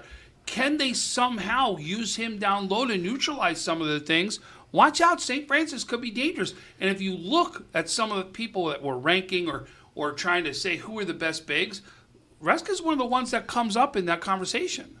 And he's another kid who knows how to rise to the occasion, whatever the sport is. I think that we saw McKinley at Hilbert. Was that the game? Yeah, yes. And he was terrific that day. Remember, McKinley was up, and then all of a sudden, boom, Reska took the game over. That's what happened. He took the game over. He's putting it down. He was all over the place, and everyone's like, whoa, I love this guy, right? And again, but it's a big right there, right? Now, can the guards be able to hold serve? Because, you look at it around the play. You've got some incredible guard play in Monsignor Martin. They hold serve. Could the difference be to play down low? Well, in the game we did at Hilbert, it was Niagara Falls and Canisius was way down, and Shane Cerconi brought him back. He put that team on his back and said, we're not losing this game. Poured in 43. So, I mean, there's tons of talent everywhere, and I do think it's wide open. Shane Cerconi is one of the top players, period, in Western New York. No If doubt. not, he will be in that conversation for Player of the Year. There's no doubt about it. Right? 100%. I mean, he's that good. And he, in that game against Niagara Falls, the first half was good, but he flipped some switch. The second half was incredible. And just was like, I will not allow my team to lose this game. And that was the mentality he took on. And that's why for playoffs, sometimes you need those guys that, man, I'm going to get the bucket myself. And that's why when we talk about the household names of, Shane at Canisius, Jakai at Nichols, and then Jaden at Timon, which also Timon has other scores as well, which makes them even more intriguing. Jacob Humphrey, you got Malachi Parker. I mean, they got guys. And I feel like a lot of these teams have guys that can put the ball in the hole. And that's – I'm saying the same thing over again, but these playoffs, man, I'm a fan. I'm a fan of what's about to happen. So are we. Yes. So it's going to be an exciting time. This really will. And that's the beauty of it. And to be honest with you, what I even get even more excited about when we find out who wins these, then we really get to be fans. Yeah. Right? Because then we get to be rooting them, right? Yeah. Ooh, I'm rooting you on because you're now representing the Western New York area. No, and that's what makes it great. So I'm excited for this. I mean, even the playoffs, I know, Canisius, I believe, is ranked number 1 in the Buffalo News' large school polls. And for being honest, I mean, if any team beats Canisius, it's like they won, a state championship just because of just who Canisius is in this area. Yes, and that's a great tribute to Canisius. Yes, 100%. They built that kind of program. They built that up. So I'm intrigued to see what happens, but Timon, Nichols, all those St. Joe's, those teams are all in the mix, man. It's going to be very, very competitive.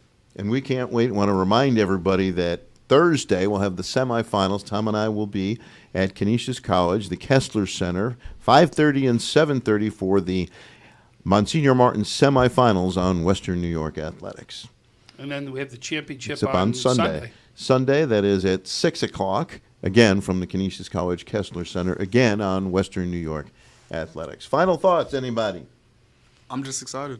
I'm excited to, be covering these games, boys, girls, Monsignor Martin. I think we have a lot of talented basketball players in the area, and I'm great that the playoffs are about to come for them to showcase their talent on a larger stage, whether it's, local gyms, Buff State, wherever it is. I'm excited for these student athletes. Folks, get out and see these players. Yeah. That's really what I want to say is get out and watch them because it's one thing to follow on Twitter. It's one thing to follow some score. It's one thing to do that. Get out and see how good some of these players are because we interviewed about 20 of them today, and we haven't even touched the icing on the cake of some of the great ones that are still out there, right? And we're going to see, we are absolutely going to see. We didn't even talk about Park, by the way. What about Welsh? Yeah. Well, Welsh is what 1,000 points scorer out there. There you go. Right? I mean, come on. There's another one right out there. See, Welsh, you deserve your credit that you deserve out there.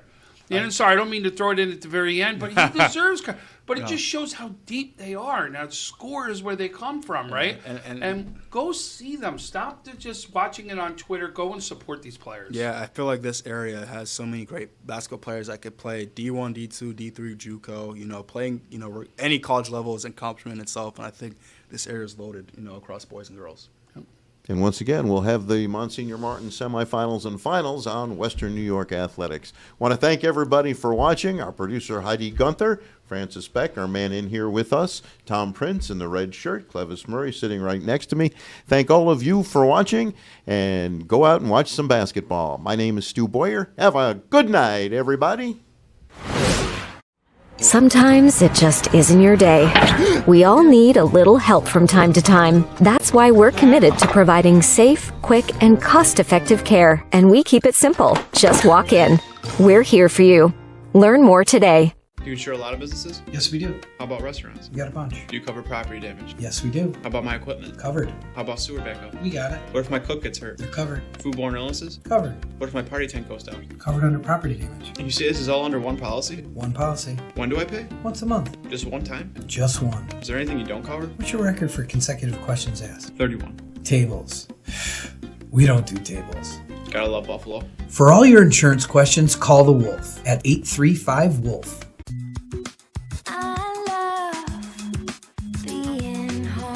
We realize now more than ever is the perfect time to have the perfect house. We're confident we'll find your dream home. Howard Hanna. Home happens here.